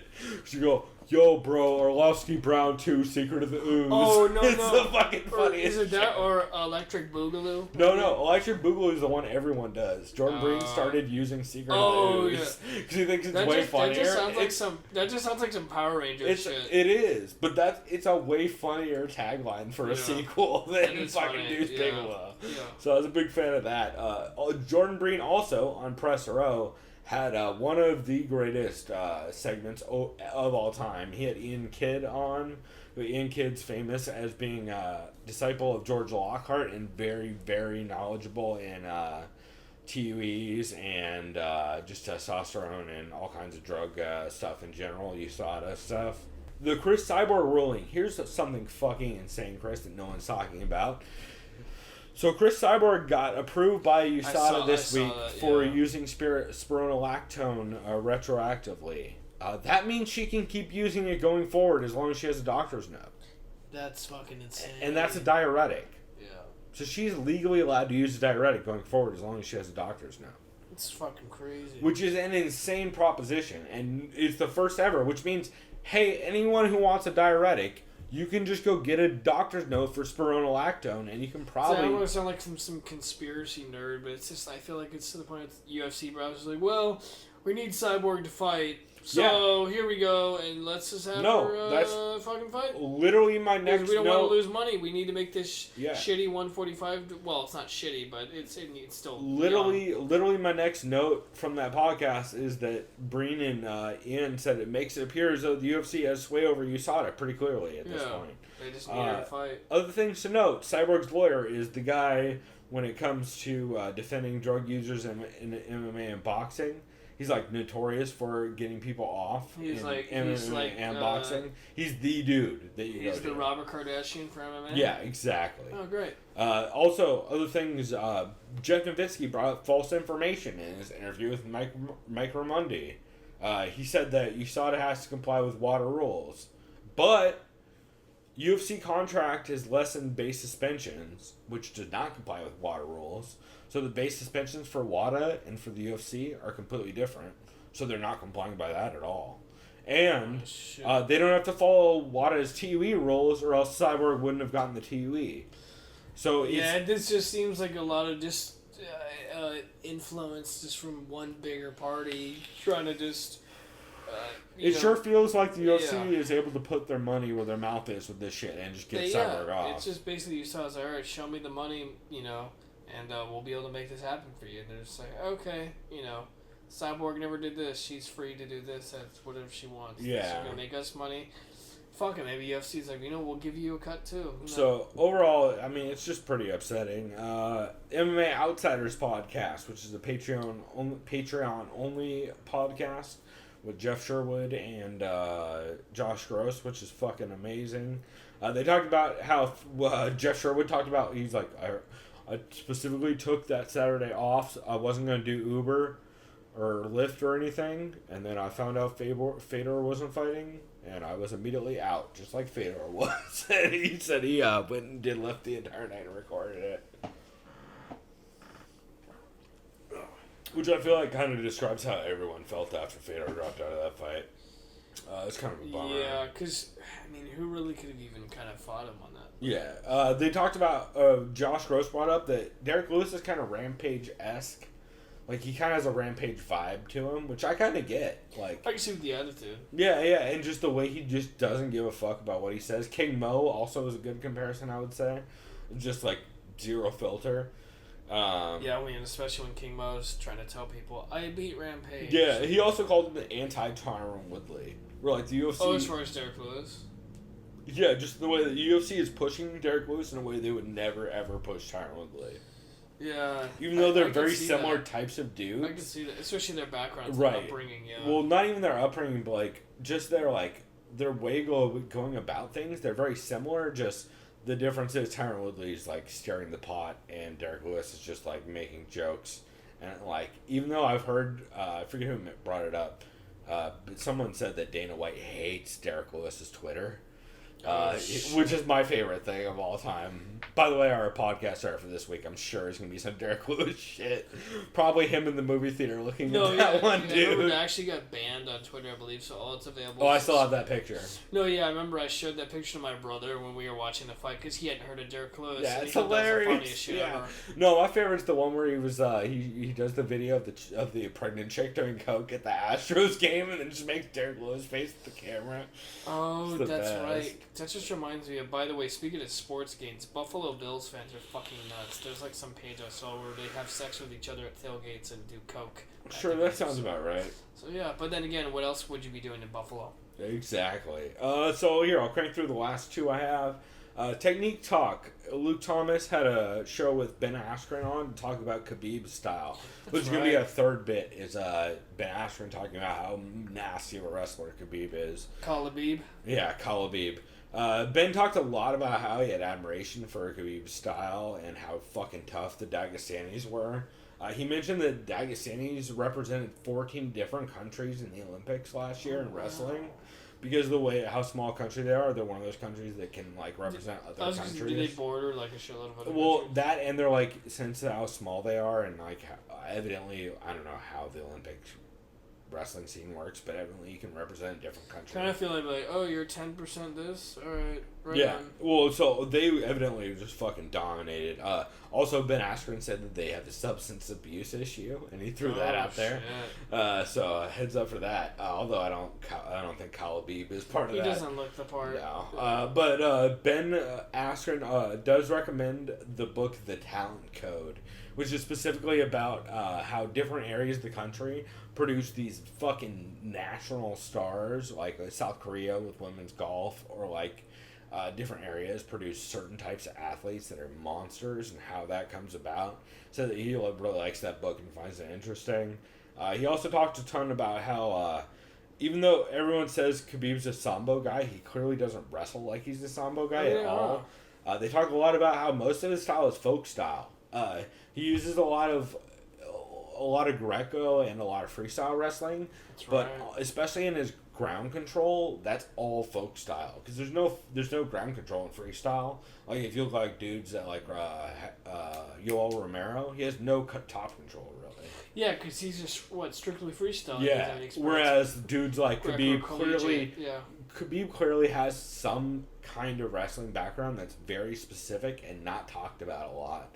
Yeah. And Ben Askren says it's a lot of folk style dominant kind of stuff. And then him and Luke Thomas go back and forth a lot about that and how fucking vicious his top control is. They also talk about, as we were discussing actually while we were watching the Robin Black. I forget which fight. Yeah. Or I think so. The breakdown. I think so. Yeah, but they were talking about how vital wrist control is, and Ben Askren and Khabib, that Michael Johnson fight. Yeah, and Ben Askren and Khabib are the monsters at wrist control from top control. Like the way they are able to like present wrap is what that's called when you wrap the opposite arm behind the back, so you have a free shot. Like they are. Or gift wrapping is what it's called. They're fucking monsters at gift wrapping people, especially when Khabib gets that fucking top crucifix. Talked a lot about that. They also talked about how Khabib has a nasty leg ride game that no one talks about, which also comes from a big folk style background. And then the only other thing I had, Youre Welcome. Chael, you actually listened to this, right? Yeah, I mentioned a couple of things earlier. Yeah, I think we talked about most of it. About how Chael says that Tito verbally tapped, which is ironic because it's very hard to verbally tap when you're getting rear naked choked. Yeah, or have fun with the ref hearing you too. Yeah, well, and also the ref hears a shitload of things. As I mentioned previously, Chael would know about phantom taps if you've ever seen WEC 31 with Paulo Chago. Nope, Paulo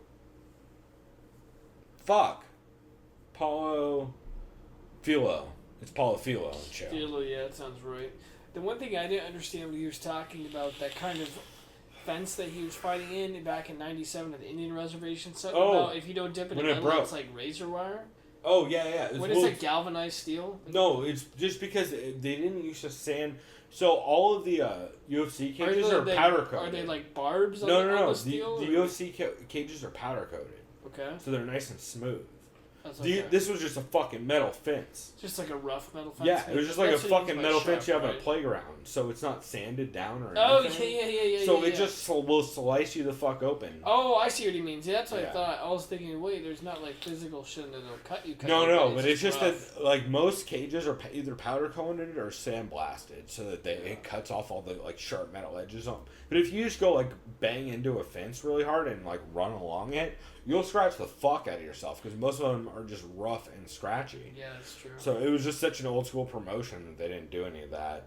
And the only last thing I had was the Big Browne breakdown with Ian McCall. Overall, pretty great episode. I didn't get all the way through it. We were listening to some of Ian talk with his broken knuckle and all that.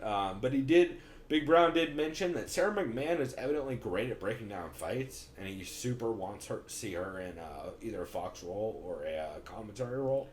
Which That'd I'd cool, man. be The more the merrier. It's yeah, also gonna give range. especially on the female side. Like right now, all they use is Misha tape. It's all they use. And it'd be good to see more of them. And Sarah McMahon's so decorated as an Olympian and all that shit. Like, it'd be cool to see her in the booth. Let's see. Brendan mentioned he's finally getting tired of Floyd Connor talk, which, about fucking time, sir. He's like, I still think that fight's gonna happen. Wrong. But he's like, I'm getting tired of talking about the same shit every week, and I don't want to talk about it anymore. He made a good point about shit jokes taking away from the credit of Derek Lewis's awesome comeback, which I thought was the best take on that. So I was a big fan of all the I had to boo-boo jokes that Derek Lewis is making. But Brendan Shaw brought up, like, man, I get it, that's kind of funny, but it'd be way doper if you were just like, man, he fucked me up to the body, but I just wanted to show my heart and come back and fucking make a statement. And that's a way better point, to be fair. Like, that is doper, actually, now that he mentions it, to say, like, hey, yeah, I was fucked up, and I just wanted to come back real hard and fucking finish this and prove my heart. Like, which he did, but, like, all the boo-boo jokes that he made. Yeah, it just kind of throws it off. It doesn't diminish his effort, but definitely... No, but I thought it was interesting, because I didn't hear anyone else use that take. Yeah. And I thought it was a good point from Brendan. And then the only other thing he said that I caught was, normally UFC deals are between 4 and 6 fights, which is fucking insane. That's a long time. That's a career for a lot of dudes. You know what I mean? Most people wouldn't even fight more than at least 4 times. And, like, what do? Resign 3 times in your life then? Like, 24 fights is more than most people will ever do. Much less even 18. Like, that's an insane number. So, another big high five to the Ali Act, because clearly that would help. But, yeah, that's all the stuff I listened to. Is there anything else specifically that you listened to this week? No, unfortunately, that was it for me, man. Cool. I had too many notes anyway, and we've gone real long on this. So, what we're going to do is we're going to take a quick break here. We might have a snack or something. Or maybe we'll just go make another drink. Oh, actually, we are making another drink because it's Mardi Gras week, bitches.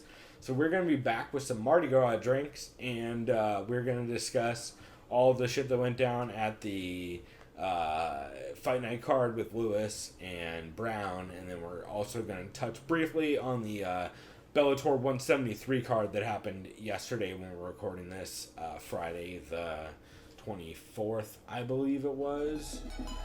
So we will do that, and we'll be right back for all that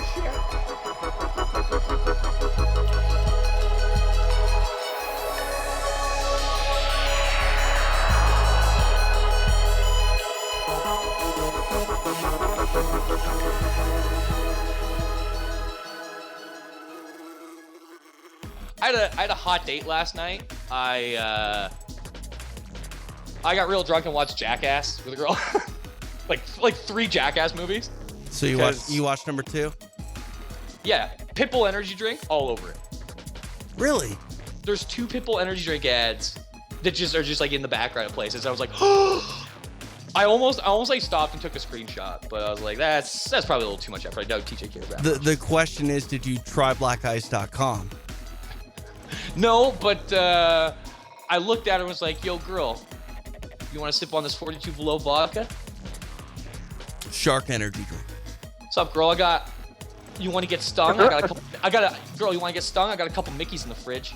After a night of partying, you might want to wake up the next day and take some Nature's Purest supplements.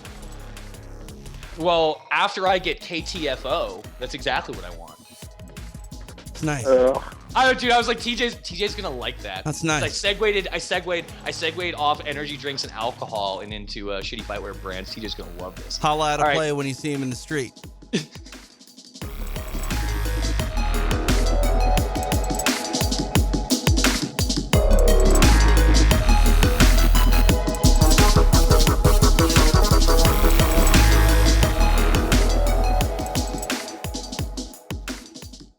Alright, we are back. Holy shit. So we just watched the Bellator card, Bellator 173, which happened last night, actually, when we were recording this.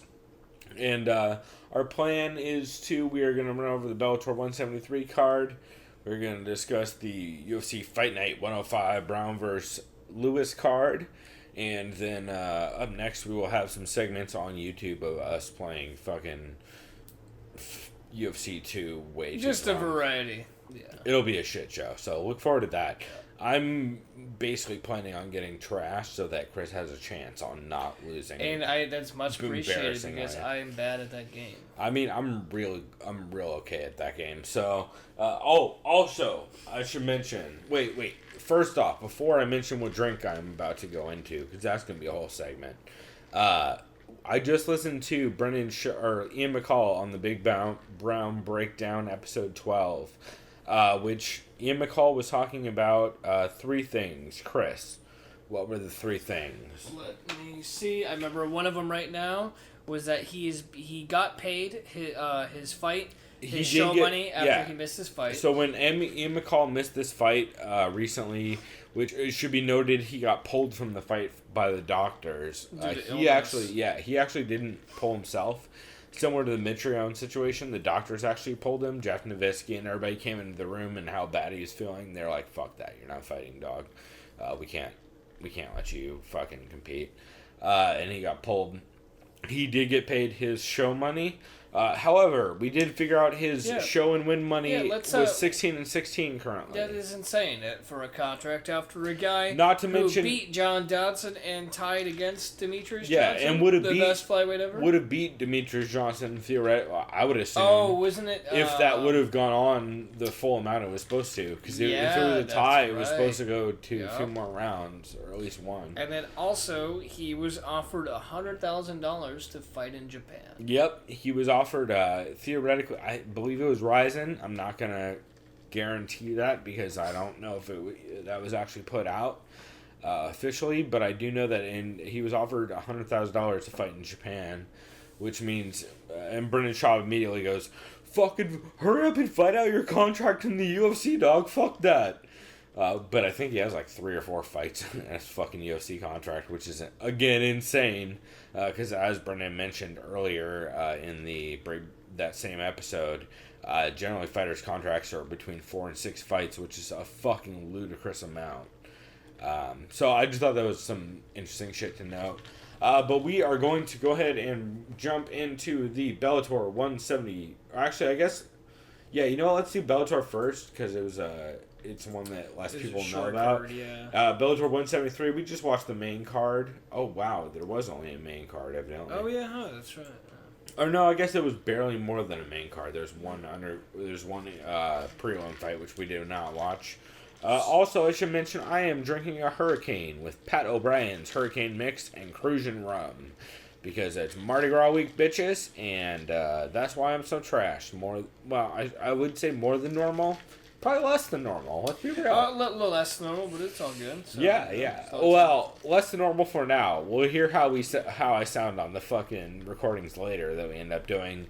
But the first fight of the night that we saw was Colin Fletcher from the Ultimate Fighter Tough Nations. Australia versus the United Kingdom. Yep, he took on Alex Lahore, for lack of a better way to pronounce that. Lahore, I don't know. Sure, any of those. Whatever. And he was looking okay in the first round. Yeah, he had got some clipped. good jiu-jitsu exchanges. He did. Get, Jimmy Smith wanted to give him a 10-8 from the bottom off of just sub attempts, which is fucking ludicrous based on the sub attempts. But he did have a very good first round, but the second round, oh boy, did he get clipped. Yeah. He got clipped, and then he got thrown. Dude got his back, and the first time he couldn't get the choke, but the second time he fucking sunk that shit. And that was about a wrap. I'm going to go ahead and let you guys pronounce that one. Raza Firison. Sure, that one. Took on Sinead Kavanaugh. Sinead Kavanaugh? I don't know. Sinead Kavanaugh had a good opening or beginning to the first round, and then after that it was pretty much all Ione. Yeah, that shit was nuts. Just constant takedowns and top pressure. It was fucking tough. There was some good exchanges, but overall, just Ione kept constantly closing the distance and getting that top control, and that was I remember even one of the commentators said, "Oh, honestly, I could have scored all those rounds at 10-7." Maybe he was exaggerating, but some of them were pretty bad. they were pretty definitive. Like, there was really not a lot of offense coming out of Kavanaugh, especially once they hit the ground. There was nothing. It was just all survival. James Gallagher took on Kirill Medvedevsky. Medvedevsky, yeah. Sure, yeah, that one. Yeah, these are two flyweights. James Gallagher being the Irish guy. Really impressive Some with his good striking. exchanges early, and He the had a crowd was couple- super behind him, I too. feel like he was darting pretty well. Yeah, Just, a lot of good head movement, a lot of yeah. good angles, and then... Yeah, you were saying, too, just based on his head movement, not even exchange right, like, wow, I could tell this guy knows what he's doing, as far as fighting off the center line and kind of exchanging, his feints, trying to get his opponent to not guess where he's coming at, Yep. strikes. And then he had some decent looking speed, too. And then he snagged that takedown and fucking just went right to That's top. right. Yeah, got right his to back, I believe it was didn't he lay him out too flat? yeah, I believe it was mount, and then got his back, flattened him out, and then snagged that RNC. Couldn't get the first transition. They spun around, and then he sunk it and got it palm to palm and finished that shit real definitively. Really good performance by James Gallagher. I have a feeling just off the Irish contingent in the crowd, we're going to be seeing a lot more of that dude here coming up shortly. And then Liam McGarry, Brett McDermott. Brett McDermott had some great moments early in the first round. He clipped Liam McGarry hard. Yeah, and McGarry had to pull guard. Was it twice or once after? He pulled. Well, he grabbed guard. Well, he got taken down the first time, and I think the second time he snagged guard. And then coming out in the second round, Brett McDermott was already looking slow because he's coming in on like a week or two notice, I believe, if that much, because I believe this is the third opponent that was scheduled for this card. And then Brett McDermott essentially just got outworked by Liam McGarry. Liam McGarry got the TKO. Just off sheer pressure and dominance. Wasn't it a doctor stoppage? Yeah, it was doctor stoppage off a weird cut. Like, it looked like the cut was on the eyebrow. Yeah, after they wiped the blood away, it didn't really look too bad. It didn't look bad, especially in comparison to that fucking fight where the girl kept screaming, "I can see," from the UFC card that we'll talk about here shortly. But, oh, man. I don't know. It felt like an early stoppage. It felt like a weird stoppage by the ref. But Liam McGarry was looking very dominant towards the end of that fight, and I felt like it probably would have kept going that way. So, overall, not a terrible card. Bellator 173, I kind of liked it. And once again, I always say, Bellator doesn't get good enough credit for how decent even their small cards are. It was pretty fun overall. I enjoyed it as well, especially for a smaller card. Yeah, I thought it was fun. In regards to the UFC Fight Night 105, Willis vs. Browne card, Gerald, third time, Gerald Mershart took on Ryan James and snagged that armbar in the first round. Did you see this fight? No, actually, unfortunately, I didn't begin this card until Marcos Esparza. Okay, well, I did see this, and wow. Gerald Marshart got blitzed a little bit in the beginning of the first round, and then once he got taken down, he essentially snatched that armbar, and that was a wrap. There's a little bit of filling out process, but he basically got blitzed, put on his back, and then immediately regained guard and snatched that armbar pretty quickly. Pretty impressive performance from that dude, and he's definitely showing his well-roundedness. Speaking of well-roundedness, Thiago Santos and Jack Marshman, these dudes were both throwing fucking heat in the first round. Jack Marshman clipped the fuck out of Thiago Santos really bad in the first round on the feet, just out of pure, as the Hammer MMA described it, Welsh roughness. And then it was looking real good for Jack Marshman. He clipped Thiago Santos again hard in the beginning of the second round. And then Thiago Santos landed this wheel kick that sounded like death. It sounded like someone got shot. And then he clipped him with that, and then just immediately Jack Marshman fell to guard, or I believe half guard, and Thiago Santos just threw fucking heat. Chris, have you seen that knockout? I saw the end of it. Yeah, the end of the exchange. It's fucking brutal, right? Really brutal as fuck. Dude, the way he clips him is really rough. Ayman Zahabi, Faraz Zahabi's younger brother. Yeah, bantamweight bout. Yep, took on Reginaldo Vieira. this is actually a fairly back and forth fight, all things considered. I was fairly impressed by Reginaldo Vieira just by his constant forward pressure and willingness to throw fucking bombs. Unfortunately for that dude, that's all he really did was try to throw bombs. So Ayman Zahabi had a lot of moments where he would close the distance, throw really sharp 1-2s. This was Zahabi's UFC debut, right? Yeah, first fight.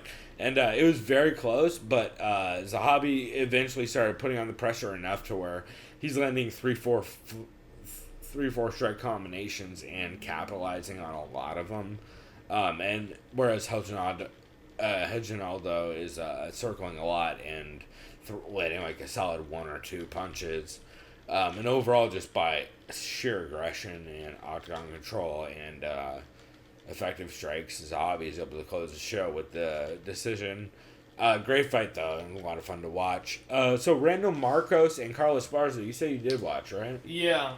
I thought it was pretty darn competitive between the both of them, which is... It was very close. So I did agree that it should have gone... Well, you can never really say it should have gone a split, but I see why it was split. I didn't really see it clear. Who'd you have it for? I had it for Marcos. Did you? Yeah, I agreed with the call. See, I've rewatched it, and I had it for Esparza, probably. Because the only But see, I only watched it once. The only thing Marcos really did was that were those hammer fists from Mana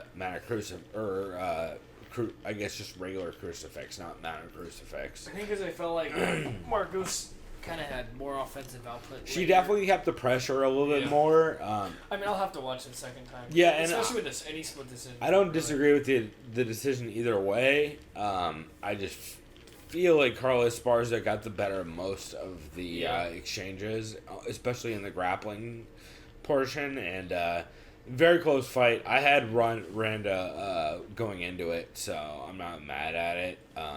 But I don't know. It's one of those very, very close fights that I would not mind seeing it again. Santiago Ponzinibbio took on Nordine Taleb. A very interesting fight. Did you see this one? Not really, unfortunately. I kind of just saw clips. So, Nordine Taleb mostly stuck on the outside. He was looking really good in the beginning of the fight, landing a ton of leg kicks. But Santiago Ponzinibbio started coming on and throwing some real heat behind his 1-2s and really just 1-2'd Nordine Taleb to death. Nordine Taleb's nose started blowing up, and eventually he just started shutting him down with the pressure in the 1-2 over and over. Was it just like an outside 1-2 constant, just kind of keeping him out of reach? He just kept walking him down and throwing 1-2s in his face every time. Where it worked great for Nordine Taleb in the first round, where Ponzinibbio was a little bit more hesitant. And then once he started putting the pressure on, he really started shutting a lot of Nordine's game down and just bombing on him with 1-2s. It was overall pretty close, especially the first round and I believe the second round were pretty close. But overall, by the third round, Santiago Ponzinibbio was just blasting Nordine Taleb with 1-2s and really capitalizing on that right hand, I believe it was, and putting the pressure on. Paul Felder, Alexander Ricci. I saw this. I love Paul Felder. This guy's a fucking warrior. I noticed that there was that one transition. It looked like when he was trying to initiate a clinch, some people thought that he headbutted Ricci, but it was actually like an uppercut elbow. It was interesting. I liked how he landed that shit clean. But that's You're talking about the definitive shot, right? Yeah, when they both came forward. Because some people were like, was that a headbutt? But no, I definitely saw not. him go fucking and when you rewatch it, it's 0% a headbutt. Yeah. One thing to notice also is Alexander Ricci tries to throw one of those bullshit up elbows right before that combo. If you look at the exchange right before the big elbow that Paul Felder lands, Alessandro Ricci tries to throw like a shitty up elbow, and you can see Paul Felder read it, and then like immediately the next combo, he blasts him with that straightforward like 9-5 fucking forward elbow, and just kills Alessandro Ricci, or not 9-5, sorry, 12-6. Just so has this been a winning streak for straightforward. Felder, or did he lose one? I believe his last fight he lost against. I think you're right. I think he won his last one, and the last is the two before that. Yeah, I think he lost the decision to someone before. Let's pull it up. Yep, you're right. Trinaldo. And then he won the because Berkman he got cut Cruikshank. open, on his eyebrow. I remember that. That was a really bad gash that he had in his eye. Yeah, and then he lost he won the Berkman and Cruikshank and lost the 2 close decisions to Pearson and Barboza. That's right. But Paul Felder's a beast, and man, that fucking step-in elbow that he hit was so nasty, and it just immediately crushed Ricci's face, and Ricci recoiled, and Paul Felder just put the heat on, dropped the knee as he was going down, like, fucking brutal. Speaking of fucking brutal, serving man Gina Mazzani, did you see this? No, is Gina Mazzani the chick with like the pink hair or whatever? I know this. Yeah, that like. Maybe something she had like a tattoo of a sloth. Well, exactly, Like exactly. Yeah, Comaine had the joke about her having a sloth tattoo. Oh man, she just got manhandled by Sarah. Sarah put her against the cage immediately, like within the first 15 seconds. Yeah. And then just bombed on her, got the takedown, had some really solid top control, and then as soon as had the back for a little bit, and then as soon as Mazzani tried to switch back over to half guard or mount, Sarah McMahon just fucking slapped on that arm triangle and shut that shit down.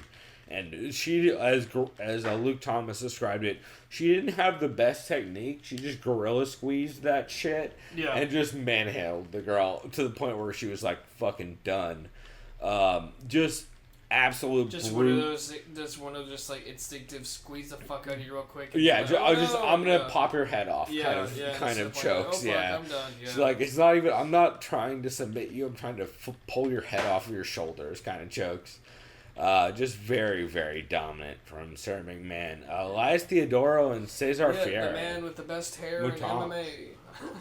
Yeah, he looked good, man. I know I would give the last round to Ferreira for sure, but I would say it was clean first 2 rounds to Elias Theodoro, man, at least for me. Yeah. I think he had more control, more pressure. I actually had the first round for Cesar and the last 2 for Elias. Last 2, okay. Just because Cesar cracked Elias hard right out the gate and then cracked him again. That is true. He kept getting with that right counter. But that was it after that. After the rest of the fight was just fucking dominance by Elias in all positions and in all. I'm just glad I saw some exchanges. offensive output from Elias because I feel like he was kind of slow and kind of trying to keep being a little too conservative. In his Even last so, couple fights. like he throws a lot of air balls, like Holly Holm. Like yeah, I noticed it with this kid. He's just, not like, looks slow as shit. Well, Not necessarily slow because he throws them heavy too. Well, no, I heard someone bring that up, and I think that's a good point. He does throw very slow kicks, but and they're kind of heavy though. Well, when he throws them, right? They are, but he also does them from very far outside. Like, yeah, that's probably why he kept missing. Well, no, and I think it's intentional to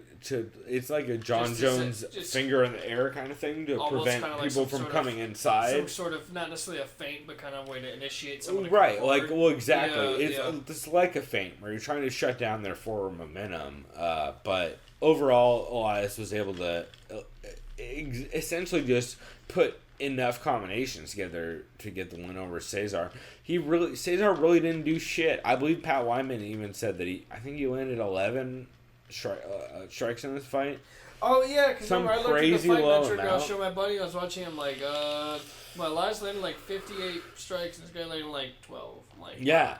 And it's a crazy number. And Elias didn't land anything big, or even I would say Cesar clearly landed the most effective strikes of the fight. Yeah. But he landed like 2. And Elias landed like 14 leg kicks and like fucking a bunch of decent strikes to the head and body. So, I mean, it's really hard to deal with. I hate Elias' style, to be honest. It upsets me. I hate all his bullshit kicks. He reminds me of a shitty Aljamain Sterling. Yeah. Where it's like, I wish Aljamain Sterling would just fucking 1-2 and double leg people to death.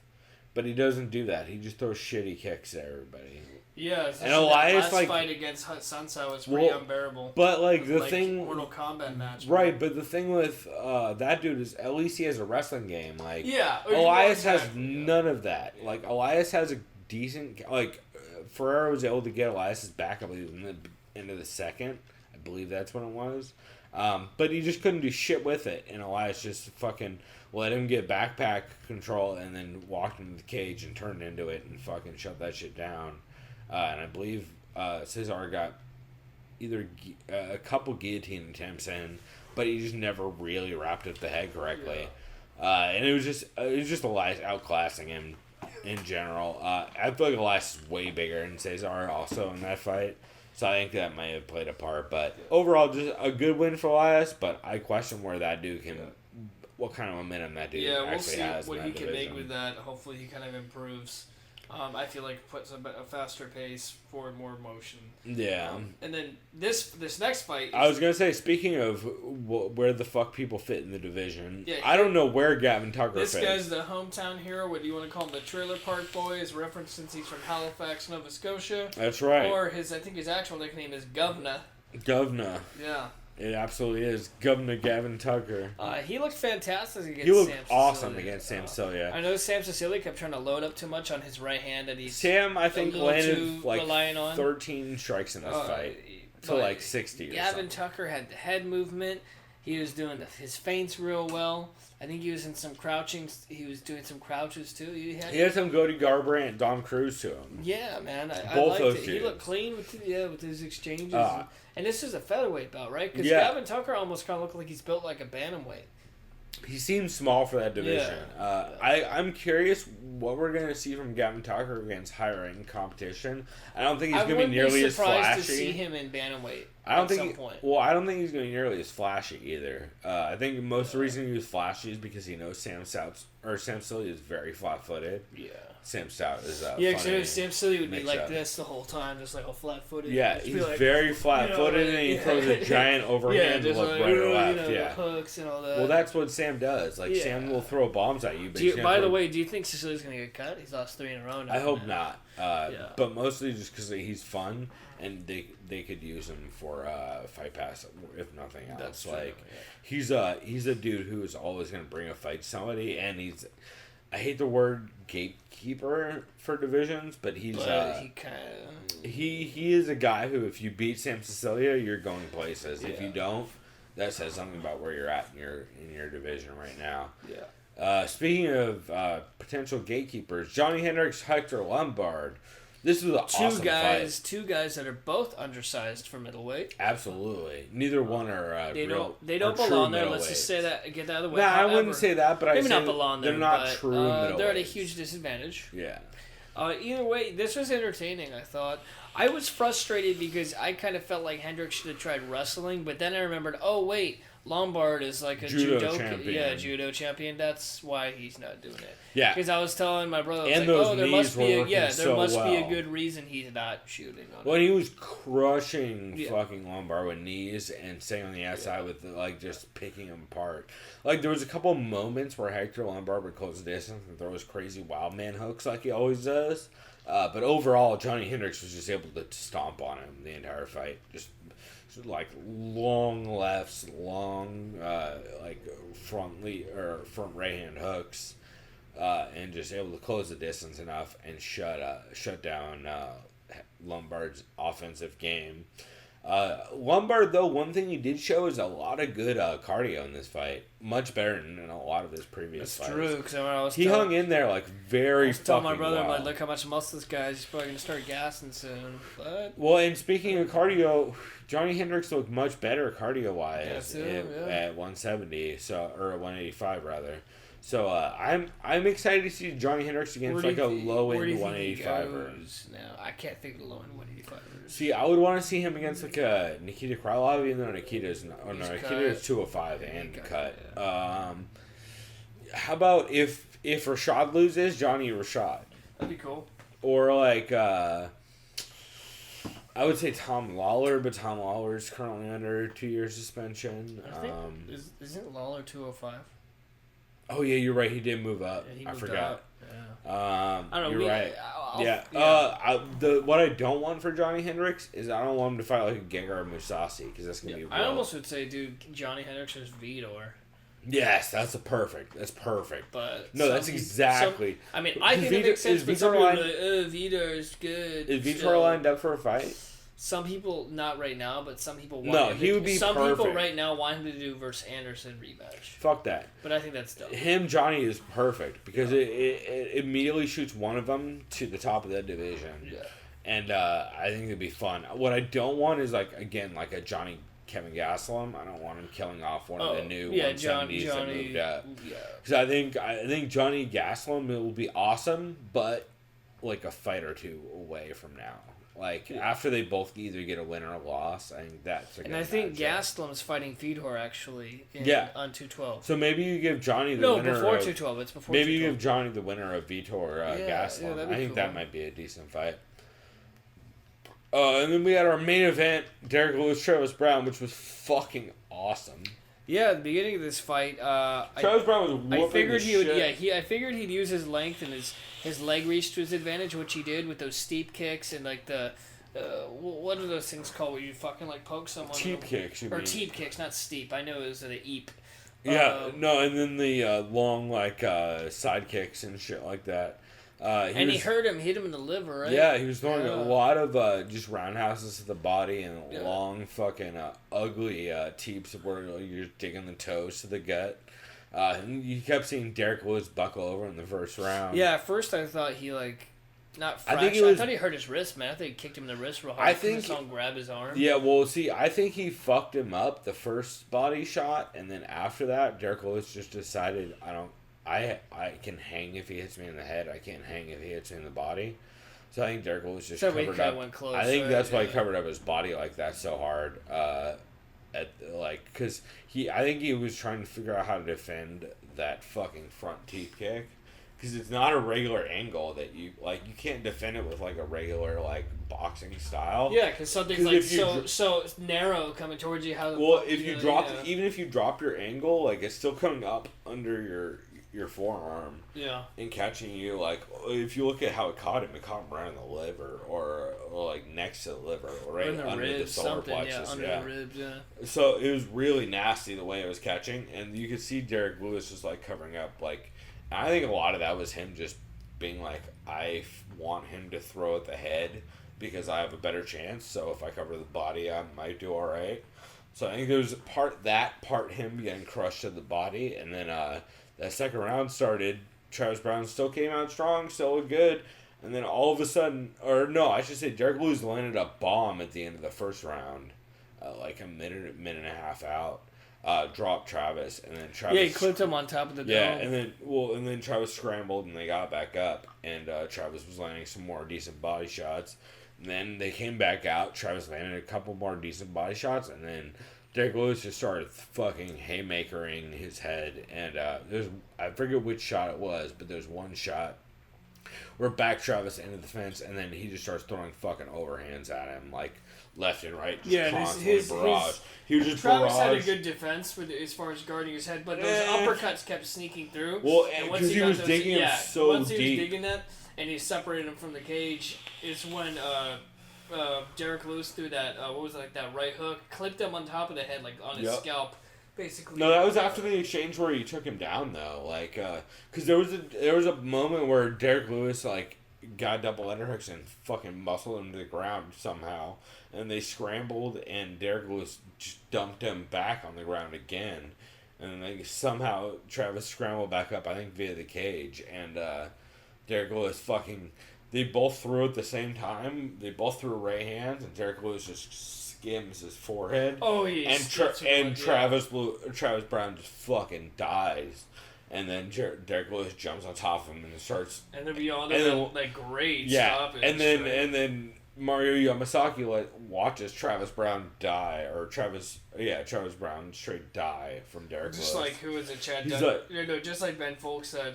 What did Mario Yamasaki or did Travis Browne owe him money or some shit? That Yeah. happened?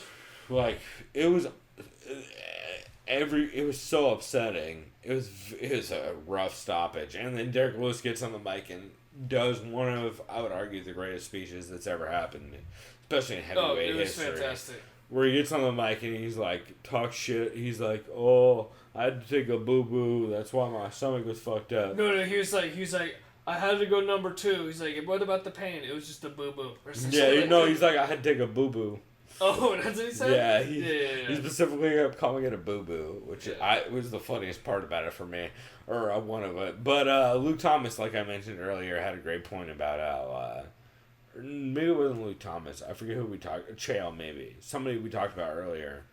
Not chill. Might have been co-main. They spoke a bunch about Lewis. No, but it was somebody we talked about just a couple minutes ago. You would hear it if you were listening to this right now. But essentially, they talked about how it's kind of unfortunate that Derek went. Oh no, it was Big Browne. He's like, I wish Derek Lewis would have just said, "Hey, like, yeah, he quit me, but I have so much heart that I came back like that." Oh yeah, no, yeah, I did see that earlier. Yeah, that's a which good point. like, yeah, he but- should have just said it outright. Yeah. Which, like, you don't think of unless you're a dude like fucking Shabu's come back from weird shit like that. Yeah. And then, like, you think, like, oh, yeah, that's absolutely the better way to do it.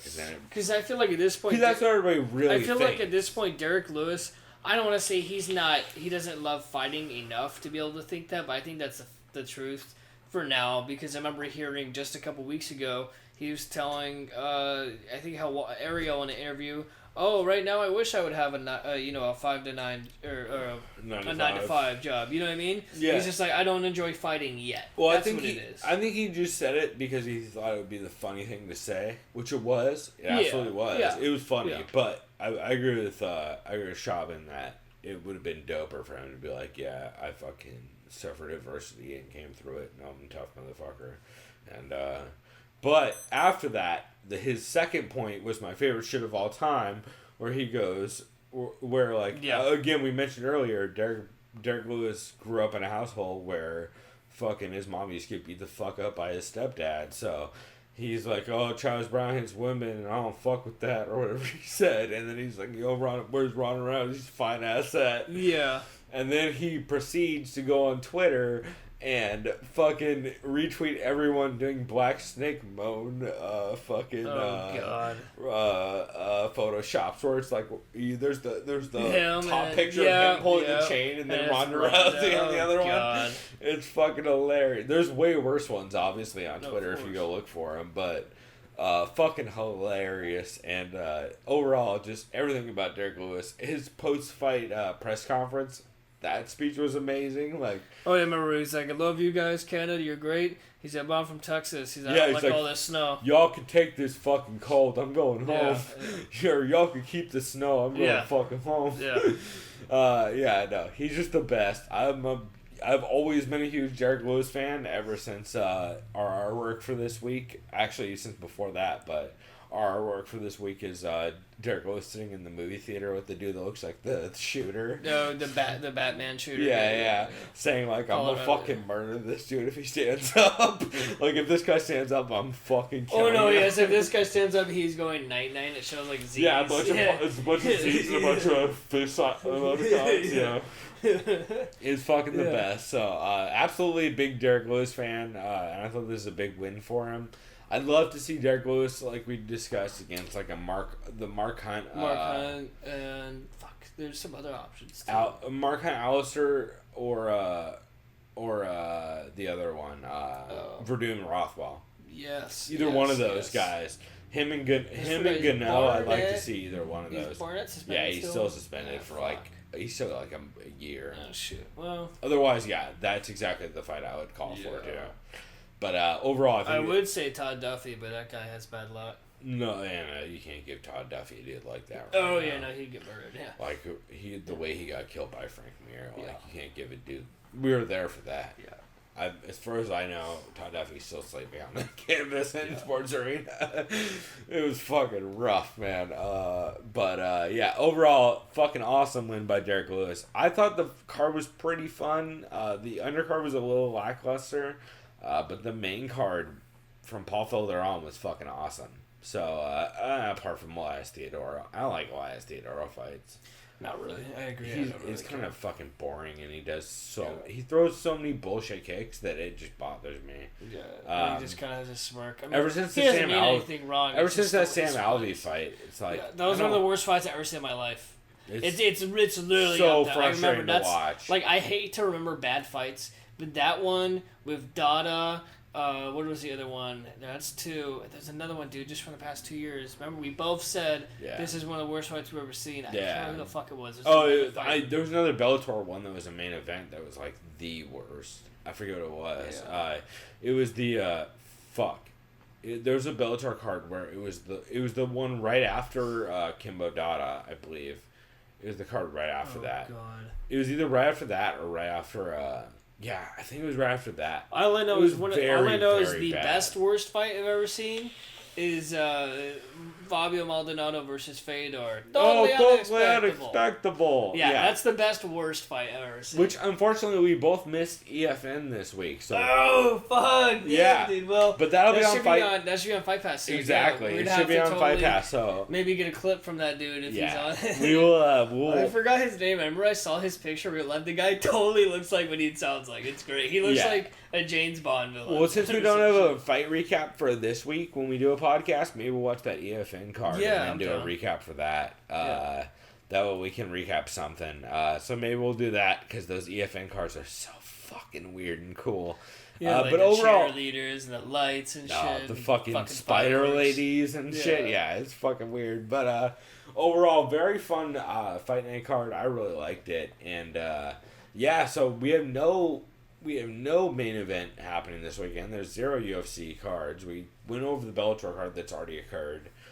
So what we're going to do this week is we are going to, first off, we need a video for our YouTube channel describing what the fuck our podcast is. And I've been lagging on making that happen. So for our YouTube channel, our main video, we are going to be recording a clip of us playing UFC 2, Fedor versus Mitrione. I have a very reliable Fedor character that I've made, and Mitrione is actually already in the UFC game because he was in there when they created it. So Did they keep him in? Yeah. Oh, cool. They don't pull people. That's nice. It's dope. There's actually a bunch of people that shouldn't be in there that still are. Dudes who fought, like Rory's in that. Rory's the fucking intro for that game. He's the tutorial. No, yeah, with Lawler. Yeah, the Rory Lawler fight is the tutorial. So, we're going to do a clip where we discuss what the fuck this podcast is, and we fight each other in UFC 2 with Fedor and Mitrione. We are also going to do a video that'll come out sometime this week on our YouTube channel of our entire video for UFC 209, which covers, I believe, the main 5 fights of people that are actually in the game. Apart from, I believe I have Rashad Evans fighting Mike Tyson, because whoever Rashad Evans is fighting, it's Daniel Hooker, not in the game. So instead I chose Mike Tyson. But we will do a video of both of those. And next time we have a break, we will be doing a video of our actual upcoming or of the original UFC game that came out on PS2, because I think that'll be fun, but I need more lead time to do that one. So we'll record both those tonight. They'll be coming out shortly. Look for those on our YouTube channel. You can hit us up, ChrisTheSoundOfViolence.com on email. You can hit us up, TSOVpod TSOV Pod on Twitter. Yep. You can It's just at TSOV Pod. Yep, exactly. You can hit us up on fucking the MMA community, The Sound of Violence. Hit us up on our website. Tell us what we should be listening to. Tell us how we're fucking up. Tell us how we're a bunch of white boys who don't know what we're talking about.